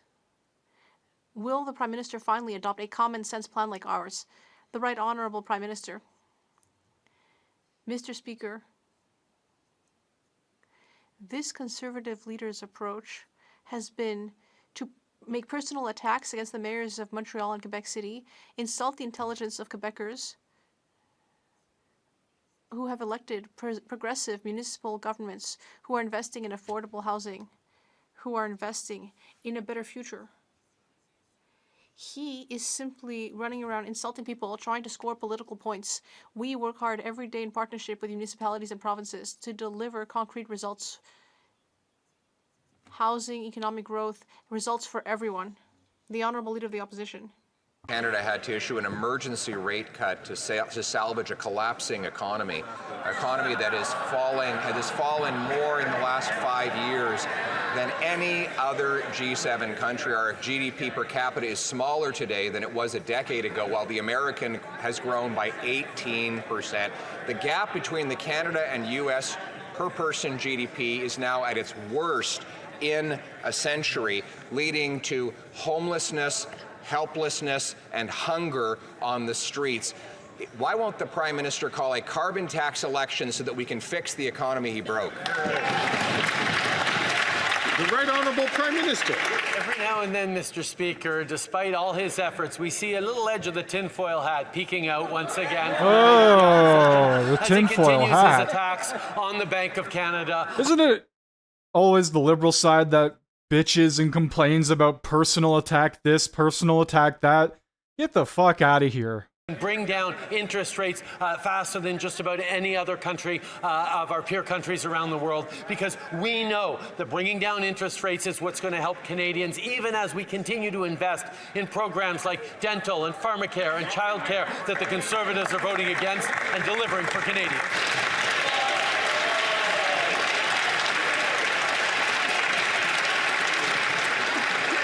L'honorable député de Belleuil-Champ. The Honourable Member for Belleuil-Chambly. Mr. Speaker, the Prime Minister has said that the Bedford school case is a mere isolated anecdote, but it's been going on for 7 years. It's very well documented that there are cases of harassment, bullying, religious indoctrination. Does the Prime Minister know that 3 other schools may be involved? And does he know that some parents are withdrawing their children from schools because they are worried? They are worried about religious indoctrination and children being discouraged from obeying Quebec law. The Right Honourable Prime Minister. Mr. Speaker, as a former teacher, I can vouch for the fact that it is essential. A former to protect our teacher. children, Oh boy. to protect the values that we care about. For example, freedom. I am very concerned about the reports mentioned by the leader of the Bloc Québécois. And we all expect that the competent authorities, in this case the province, will quickly address the issue to protect children under their care. The Honourable Member for Belleuil-Chambly. Mr. Speaker, when Adil Sharkawi gets involved in a situation, we know that someone responsible needs to take over. Even though the Prime Minister is pretending to show respect for provincial jurisdiction, well, much good may it do him. Here we see that there has been federal intervention against our secularism legislation, which involves interfering with Quebec jurisdiction. The Bloc Québécois has stated that it should be impossible to spread hate speech on religious grounds. The Right Honourable Prime Minister. Mr. Speaker, we know that the government of Quebec needs to take up its responsibility in the area of education and protect kids. It needs to ensure that all fundamental freedoms are protected. That's what Quebecers and all Canadians expect as well from the federal government. And that is why we are taking action to protect basic freedoms while also expecting Quebec to do its job to protect children in its schools. The opposition. After 9 years, this NDP Liberal Prime Minister is not worth the human misery that Canadians are suffering. There are now 1,400 homeless encampments in Ontario alone. The City of Toronto admits that it's run out of homeless shelter space and will have to turn people out into the snow throughout the forthcoming winter. There's a Facebook group called the Dumpster Diving Network. and people are lined up in the rain for hours for rotten potatoes. Is this the Great Depression? The Right Honourable Prime Minister. Mr. Speaker, we've all seen the cozy relationship that the Leader of the Opposition has with a number of Conservative premiers across the country. I would ask him to use his significant influence over those Conservative premiers to ask them to accept the money that the federal government is putting on the table to help with homeless encampments. A month ago, we asked each province and territory to partner with us to help find shelter for those living in encampments. Alberta, Ontario, and Saskatchewan have not yet formally responded to us to end encampments in their respective jurisdictions. I ask the Leader of the Opposition, if he cares about this indeed, to stop playing politics and start out.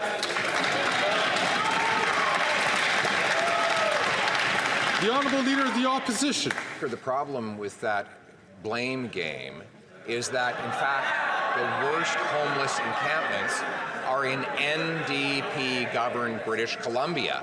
In fact, what the Prime Minister has done is take the radical socialist policies that led to those encampments and those massive overdose crises nationwide. Take, for example, the drug dens. The Prime Minister continues to push taxpayer-funded opioids on the population, which has led to 47,000 overdose deaths, more than died in the Second World War as Canadians. Will he reverse these policies? The Right Honourable Prime Minister. I just have to pause for a moment on the incredible irony of watching the Leader of the Opposition in this House accuse anyone of playing the blame game. He has made his entire career as leader and 20 years as a parliamentarian about playing the blame game. It's about time he started taking responsibility for the members of his caucus and take responsibility for putting forward solutions that will actually help Canadians instead of offering cuts and pointing fingers and empty slogans.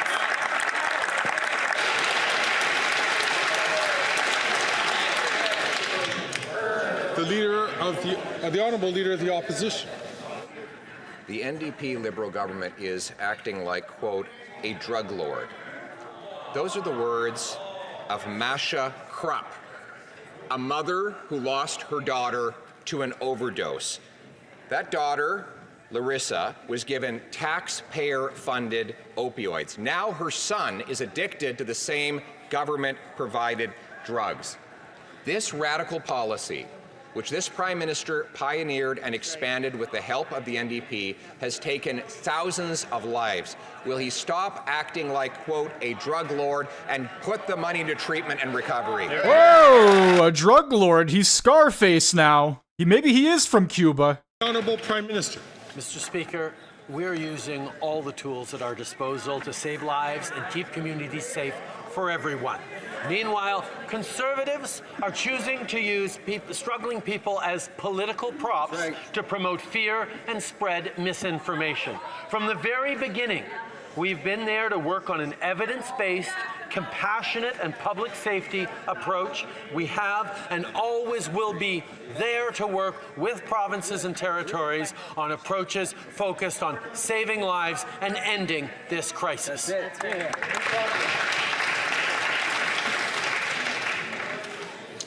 L'honorable député de Laval-les-Îles.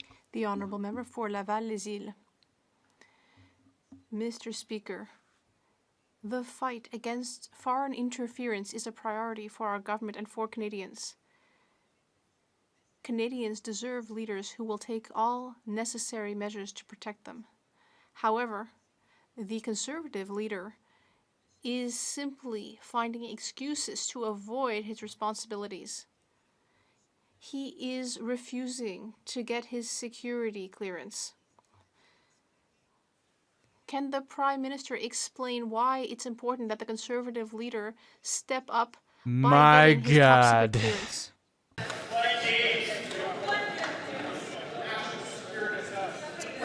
Le très honorable Premier ministre. Je remercie le député de Laval. The Right Honourable Prime Minister. I'd like to thank the member for this important question.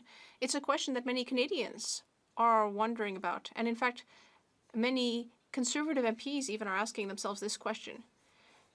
the leader of the opposition is trying to score points on the matter of foreign interference, and yet he is refusing to get his security clearance at a time when more than ever all party leaders should take these threats seriously. He is not showing serious leadership. Canadians deserve better. What does the Conservative leader have to hide? Why does he not get his security clearance?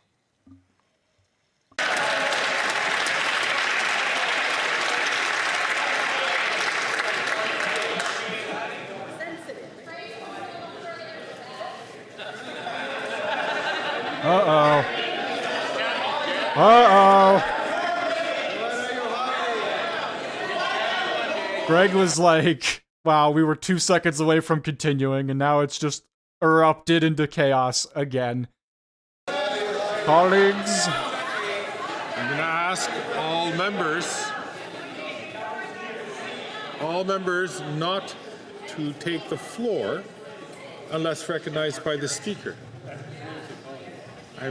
I've asked the honourable member from Wellington Halton Hills, who's a very respected member in this House, please not take the floor,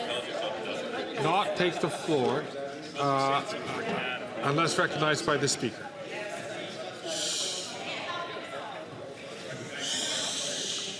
That goes both ways. Oh! The honourable member, the honourable leader of the opposition. After 9 years, this NDP Liberal Prime Minister is not worth the cost, crime, or corruption.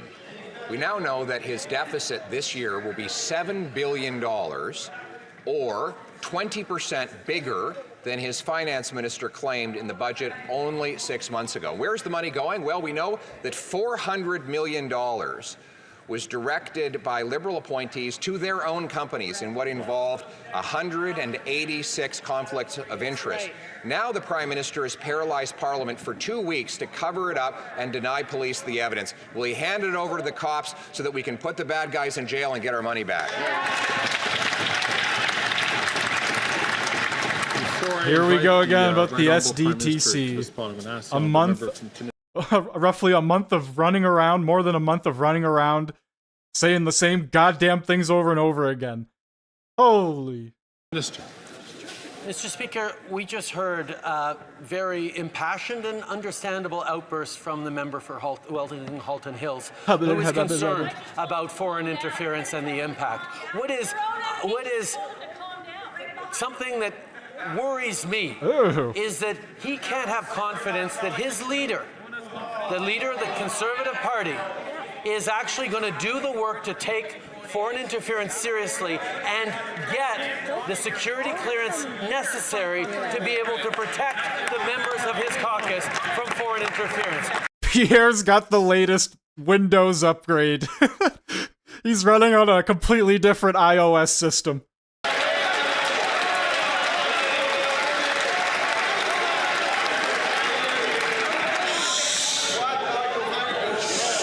Whoa! Greg giving the big shh. The honourable leader of the opposition. Because this Prime Minister will not gag me the way he's gagging his 24... Whoa!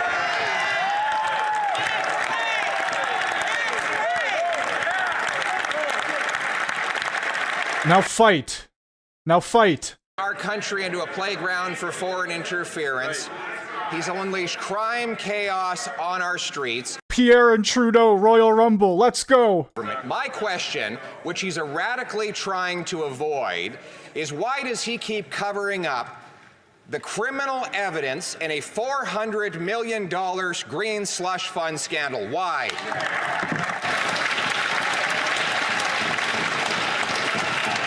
The Right Honourable Prime Minister. Mr. Speaker, the Leader of the Opposition is about to get up one more time in this House to say some words. I recognize at this point he chose those words to apply to explaining to Canadians why he will not get the necessary security clearance from our national intelligence agencies to be able to protect not just his party and their institutions and their members, but all Canadians. Any leader who wants to take national security seriously should be able to listen to the information that CSIS wants to share them instead of covering his ears and going la la la la la like. Oh, okay. I swear to God, Trudeau might be Canada's best comedian.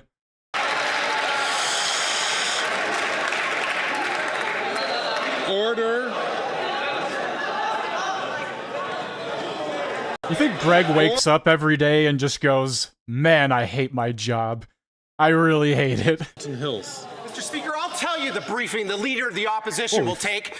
He'll take the same kind of briefing the Washington Post got on classified information from the National Security and Intelligence Advisor and the Deputy Minister of Foreign Affairs. He'll take the same briefing that I got under Section 12.1 of the CSIS Act, threat reduction measures to reduce threats to the security of Canada. He'll take the same classified briefing that the Prime Minister has been all too willing to give to this House when it suits him, such as the classified information he revealed about Mr. Najjar's killing a year ago and other classified information revealed in the last several weeks about India. That's the kind of briefing the Leader of the Opposition will take.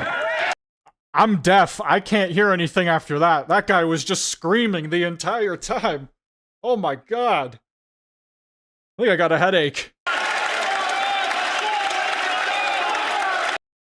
Oh, Greg definitely thinks he's important. He thinks he's very important. But he also has the face of, my God, I hate this job. Why did I sign up for this? Look at him. Look at him. Order! Whoa, that was an aggressive order. Order! Greg is mad. Greg is mad. He's laying the smack down. The Right Honourable Prime Minister. Mr. Speaker. Lakelands, the Honourable Member from Lakelands. What about the Minister of Labour? The Right Honourable Prime Minister. Mr. Speaker, we just saw an excellent example of the partisan lengths Conservatives will go to try and cover up for the fact that their leader refuses to take national security questions seriously. He has repeatedly refused offers by our national security agencies to give him the necessary clearances to be able to see the scope and breadth of threats to Canadians through foreign interference. He pretends to take issues of national security seriously, but it's only for partisan purposes. You pretend to take threats of national security seriously. You've allowed this to happen for years. Oh my God, he's insane. He's sitting there patting himself on the back, pointing the finger at Pierre, blaming him. Order!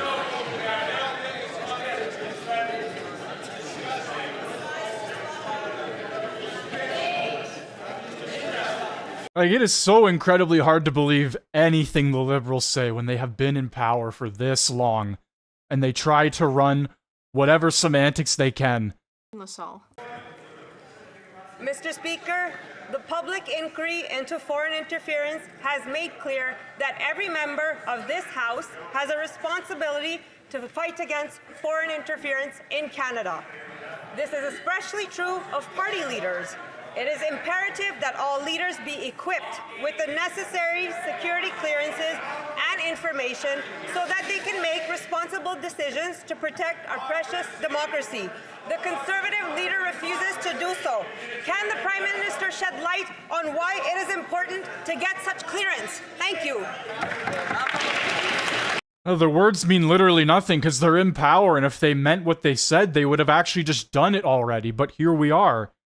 The political theater continues, and Trudeau the clown, back on center stage. The Conservative leader choosing to ignore risks to his own party and to our country. And his excuses have all been dismissed by nonpartisan national security experts. So if he has nothing to hide, what is he afraid of? Why won't he get his security clearances? Let me put these in terms that I think the Leader of the Opposition might actually understand. He needs to get the clearance, take the briefing, and protect the country. Oh, okay. He probably does get limited info, if you want my honest opinion. Like, he's more or less just a puppet on strings, right? You could say that about any single one of these MPs. Especially this guy right here, Big Bad Greg. Oh my god, he's screaming order. Never heard Greg yell like this. He must really hate his job honourable today. member from Vancouver, Kingsway. Mr. Speaker, the U.S. government has fined TD Bank over $3 billion after they pled guilty to money laundering charges. Wow. This case raises serious questions about federal oversight of Canadian banks and undermines our global reputation. Working Canadians have to play by the rules, but when banking executives put profits above the law, this government looks the other way. Exactly. What have the Liberals done to address the repeated criminal actions of TD Bank? Good The Right Honourable Prime Minister. We are, of course, very concerned by the actions of TD Bank in the United States. We make sure every single day that banks in Canada behave by following all the rules. We have continued to strengthen financial oversight, and we're making sure that there is full accountability for those responsible for this wrongdoing in the United States. L'honorable député de Richmond. He's not taking the bait, that is true, but I'm wondering if this is going to stack up into something that he's gonna drop tomorrow as some sort of random bullshit thing, you know what I mean? Like, somebody watches Greg and how he performs in the House. And a couple of weeks back, roughly, I think a month ago, Greg was a little too soft, and I'm pretty sure somebody gave him the smackdown behind the scenes because he showed up next week not playing any games. So somebody's watching him. Somebody's telling him how to do his job. Over the last 2 years, nothing has been done. Will the Prime Minister tell us if he will ask his Minister of Finance to do something about this situation? Please. Le très honorable Premier ministre. The Right Honourable Prime Minister. Mr. Speaker, I'd like to thank the member. I'd like to thank him for raising this issue. We have spoken about this issue within our government, and we will continue to study his proposal. It seems like a very common sense one, and we will continue to see if it's a good idea and move forward together. Thank you. Comme il est 15h26. As it is 3:27, the House. And that appears to be the end of question period, but I'm curious to see what else continues onwards here. I am curious to see what happens next.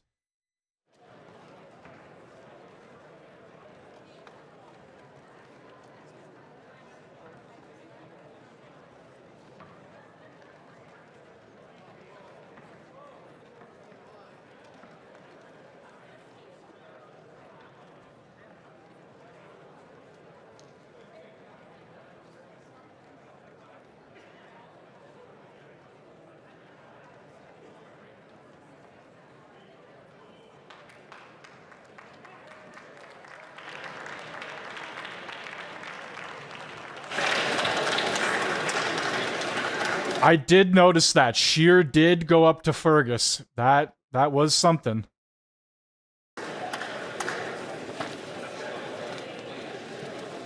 Judy, are you staying or are you going?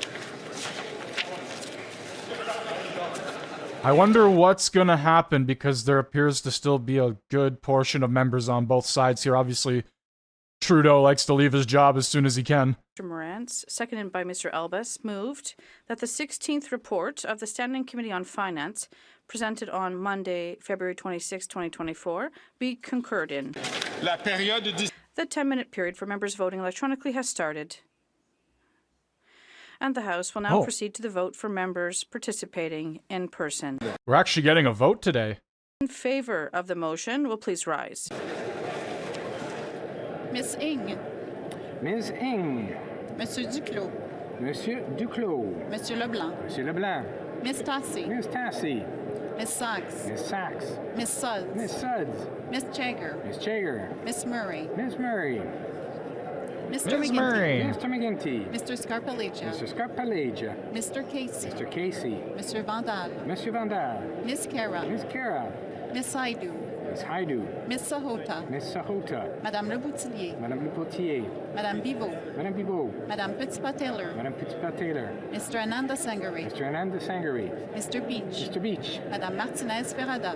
Madame Martinez Ferrada. Mrs. Valdez. Mrs. Valdez. Ms. Jazek. Ms. Jazek. Mr. Dollywall. Mr. Dollywall. Monsieur Arsenault. Monsieur Arsenault. Mr. Area. Mr. Area. Madame Lalonde. Madame Lalonde. Mrs. Romanato. Mrs. Romanato. Miss Jones. Ms. Jones. Mr. Oliphant. Mr. Oliphant. Mr. Lamoureux. Mr. Lamoureux. Madame Fortier. Madame Fortier. Mr. Fragascados. Mr. Fragascados. Mr. Bruson. Mr. Bruson. Mr. Vancouverdin. Mr. Vancouverdin. Mr. Baptiste. Mr. Baptiste. Mr. Lozon. Mr. Lozon. Mr. May Cambridge. Mr. May Cambridge. Miss Dillon. Ms. Dillon. Monsieur Elkouri. Mr. El Khoury. Mr. Hardy. Mr. Hardy. Mr. Yakono. Mr. Yakono. Mr. Johari. Mr. Johari. Mr. Lightbound. Mr. Lightbound. Mr. Nagvi. Mr. Nakvi. Mr. Sidhu Brampton East. Mr. Cedar Brampton East. Mr. Sousa. Mr. Sousa. Mr. Dogood. Mr. Dogood. Mrs. Atwin. Mrs. Atwin. Mr. Kellaway. Is this just going to be a unanimous, everybody votes yes on this? Standing Committee on Finance Shaping Our Economic Future, Canadian Priorities.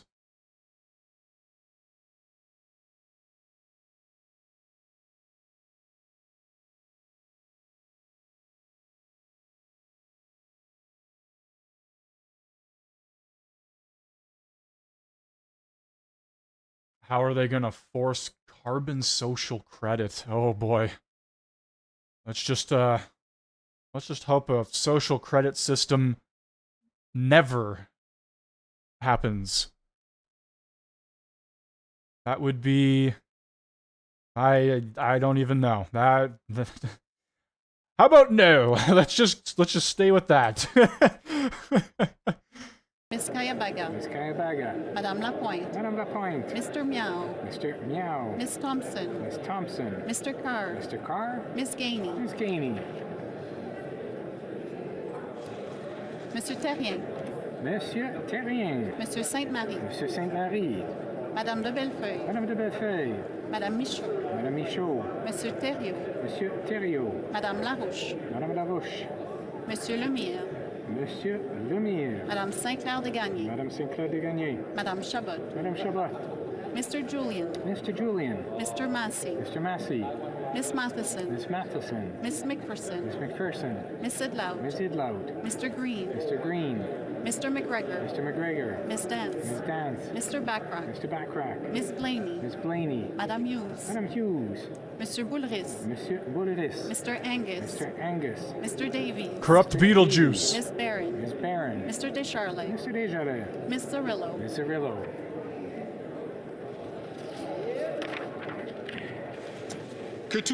All those opposed to the motion will please rise. Mr. Bazan. Mr. Bazan. Mr. Williams. Mr. Williams. Mr. Perkins. Mr. Perkins. Mr. Brock. Mr. Brock. Mr. Deltel. Mr. Deltel. Mrs. Stubbs. Mrs. Stubbs. Miss Landsman. Miss Landsman. Mr. Halland. Mr. Halland. Miss Lewis, Haldeman Norfolk. Miss Lewis, Haldeman Norfolk. Mr. Barrett. Mr. Barrett. Mrs. Gray. Mrs. Gray. Mr. Barlow. Mr. Barlow.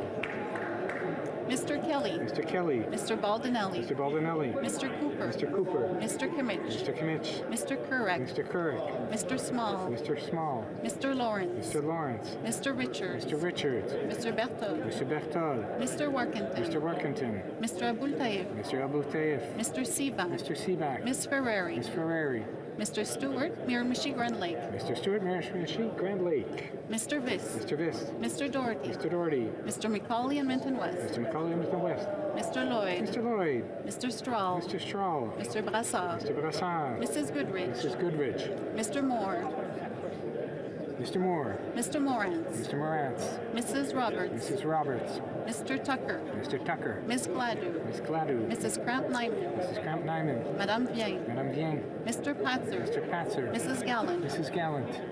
Mr. Muse. Mr. Muse. Mr. Redekop. Mr. Redekop. Mr. Van Papta. Mr. Van Papta. Mr. Waugh. Mr. Waugh. Mr. Steinley. Mr. Stanley. Mr. Calkins. Mr. Calkins. Miss Rude. Ms. Rude. Mr. Genereux. Mr. Genereux. Mr. Genereux. Mr. Genereux. Mr. Lobb. Mr. Lobb. Mr. Major. Mr. Major. Mr. Gould. Mr. Gould. Mr. Caputo. Mr. Caputo. Well, if you guys are still here, I would like to thank you all for joining me and not ending it just yet, but we are waiting for this vote to conclude.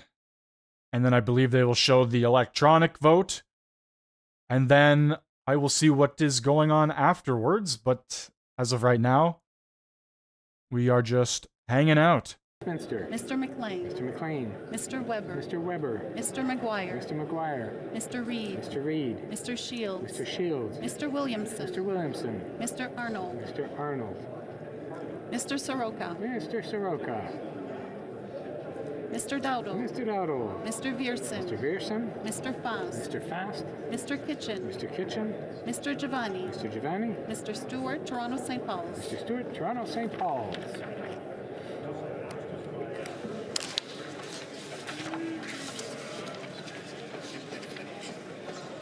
The House will now wait for the electronic voting period to end before resuming its proceedings.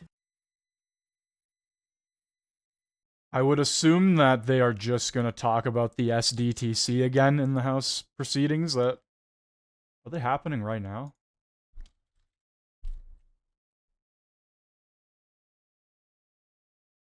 They are happening right now.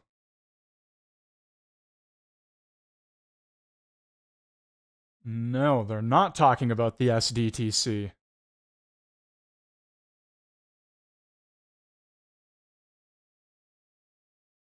Around law enforcement.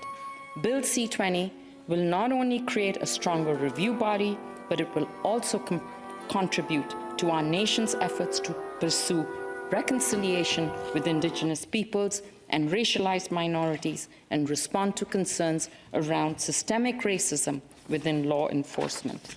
It will also respond to various expert and stakeholder recommendations, including those of the Mass Casualty Commission and House Standing Committee on Public Safety and National Security Report on systemic racism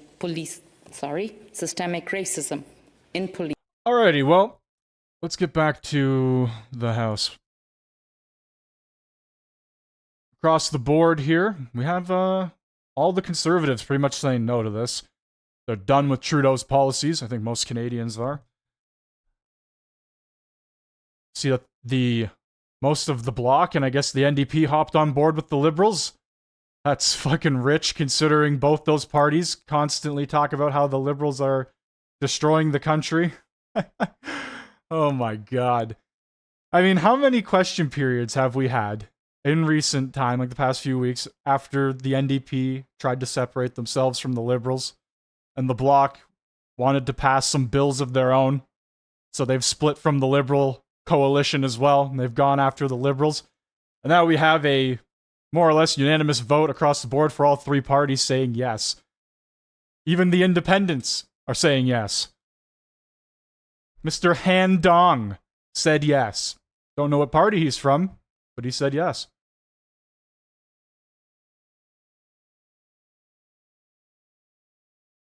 I don't care what your political leaning is or whether you agree with me. I'm proud of you for taking notice in our government. Yeah, I think more people need to be more aware of what is actually happening. You see all these faces here, the roster of the House of Commons. These are the people that are running the entire country. Some people just either don't care or, you know, I guess they have other things going on in life that they think may be more important, which is very possible. A lot of people have a lot on their plates right now. But if you just turn a blind eye and you don't pay attention, you end up where we are right now, more or less. And if this continues, man, we will not be a country anymore. And I feel like we have already kind of started to head down that path. As sad as that is to say, I do have hope, though, that we can turn this around, but I don't know how. Blame police again and defund them. Yeah, that's the way to do it. It's a bad bill. Yeah, I have no idea. I would have to read into it. I just think it's funny that both the NDP and Bloc have been going after the Liberals, but have then unanimously signed this bill with them. Han Dong works in our government. How and why? I don't know. He was independent. There was a few independent people on that list there.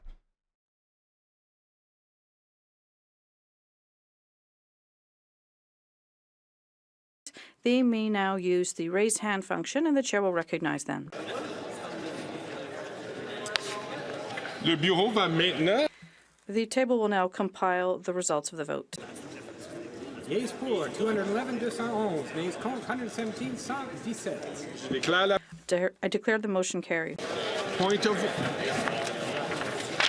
of order. I see the honourable member from Leeds, Grenville, Thousand Islands and Rideau Lakes is rising, but the honourable member is going to just give me a couple of seconds while we let members leave so that the chair can hear the member's point of order.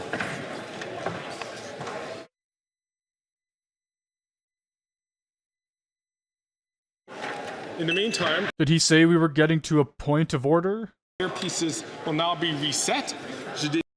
Kind of zoned out there for a second, was reading the chat. Will now be reset.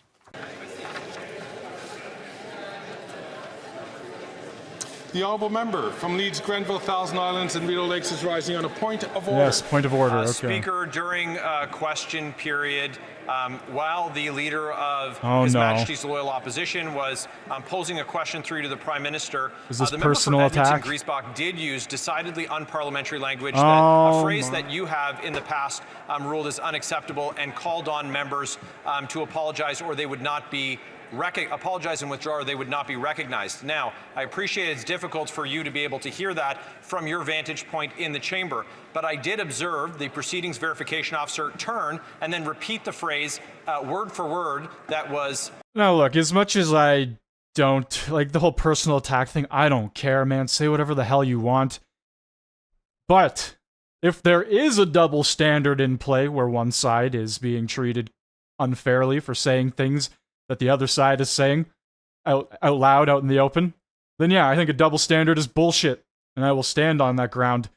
Greg likes his double standards. That's why he's corrupt. Thank you very much, Mr. Speaker, and I do want to acknowledge my honourable colleagues' comments, and it should, or if I had said something that was offensive to this chamber, I withdraw and apologize. Thank you very much. I thank the honourable All right, all said and done. The big boo-hoo wah-wahs. Can we get them over with? Apologizing as well. I wish to inform the House that because it's of the like quintuple standards. Yeah, he is an interesting character, this Greg. Affaire courante ordinaire.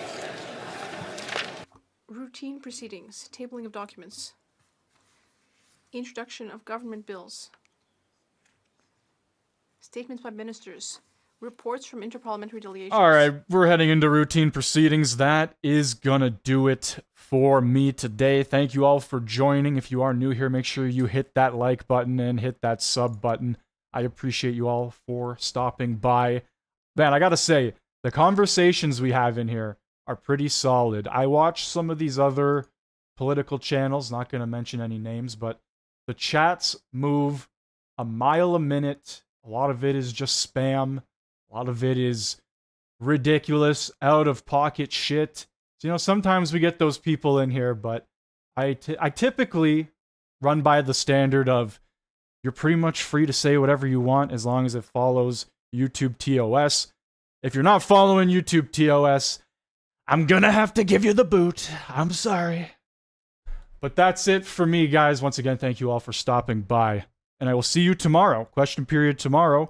I won't be covering it Friday, but I will be covering it next week as well. Take it easy, y'all.